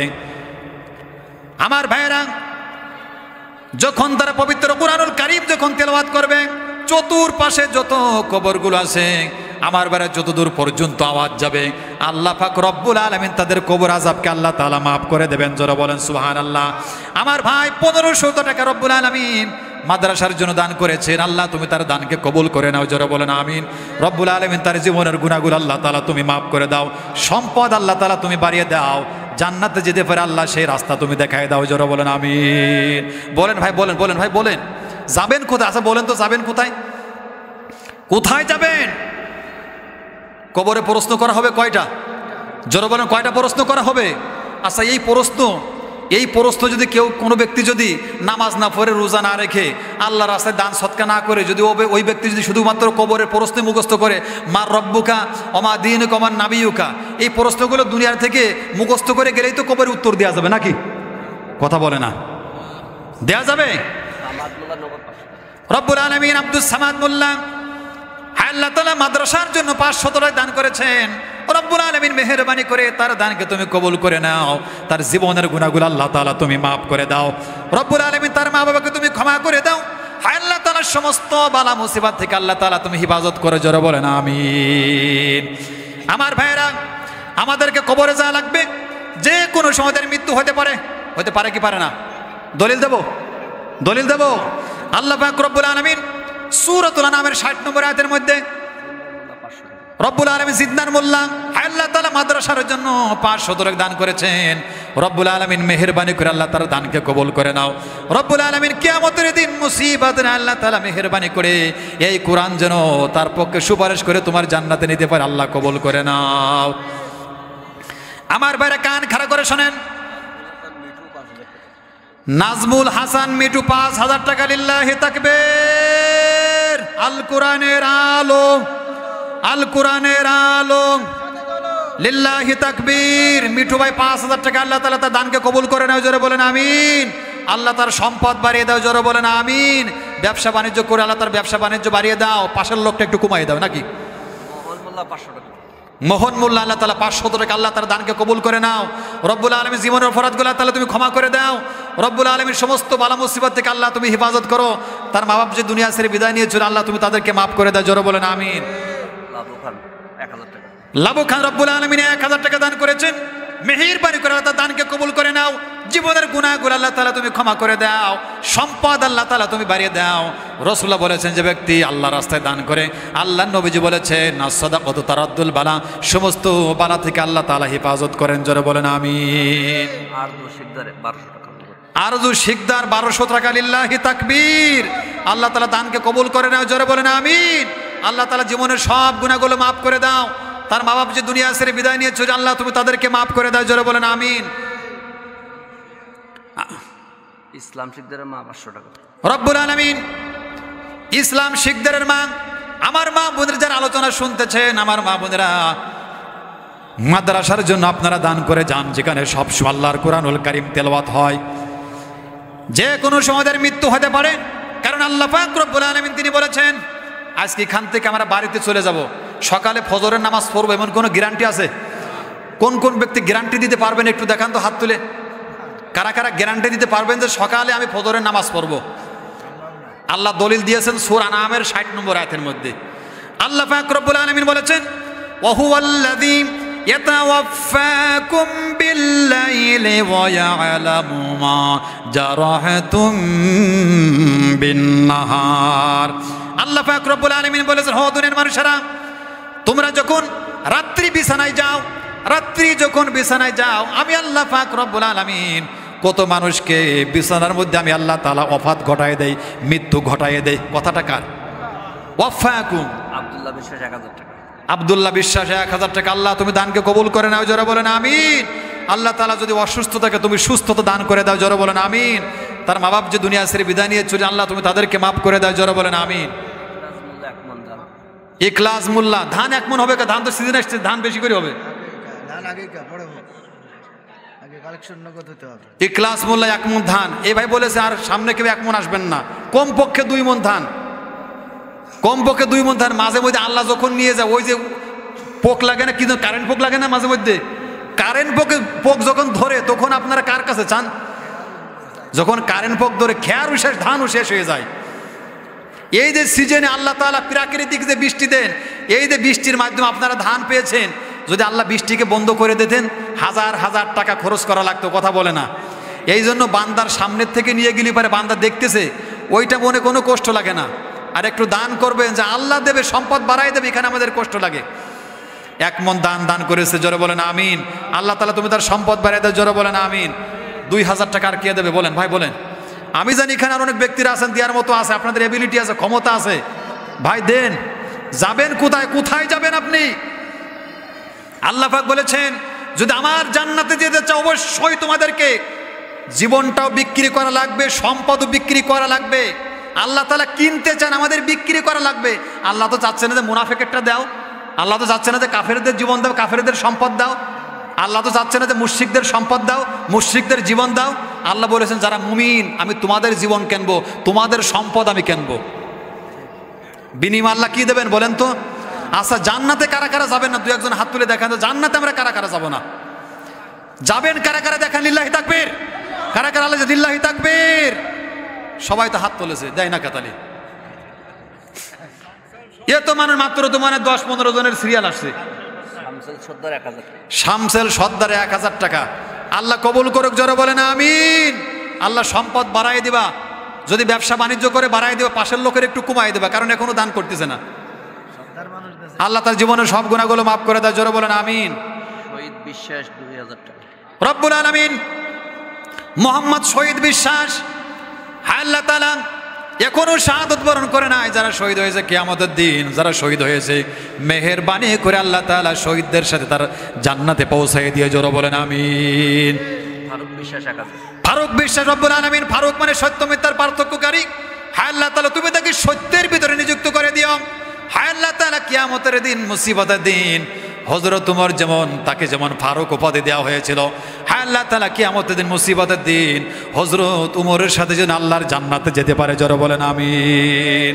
তার জীবনের সব গুনাহগুলো আল্লাহ মাফ করে দাও।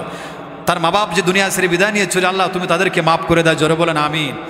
ভাই সবাই তো জান্নাতে, সবাই তো আমরা মারা যাব। অনেকেরই কিন্তু দাড়ি পেকে গেছে, কত মানুষ আমরা এখানে বসে দাড়ি পেকে গেছে, কত মানুষ অসুস্থর ভিতরে আমরা আছি।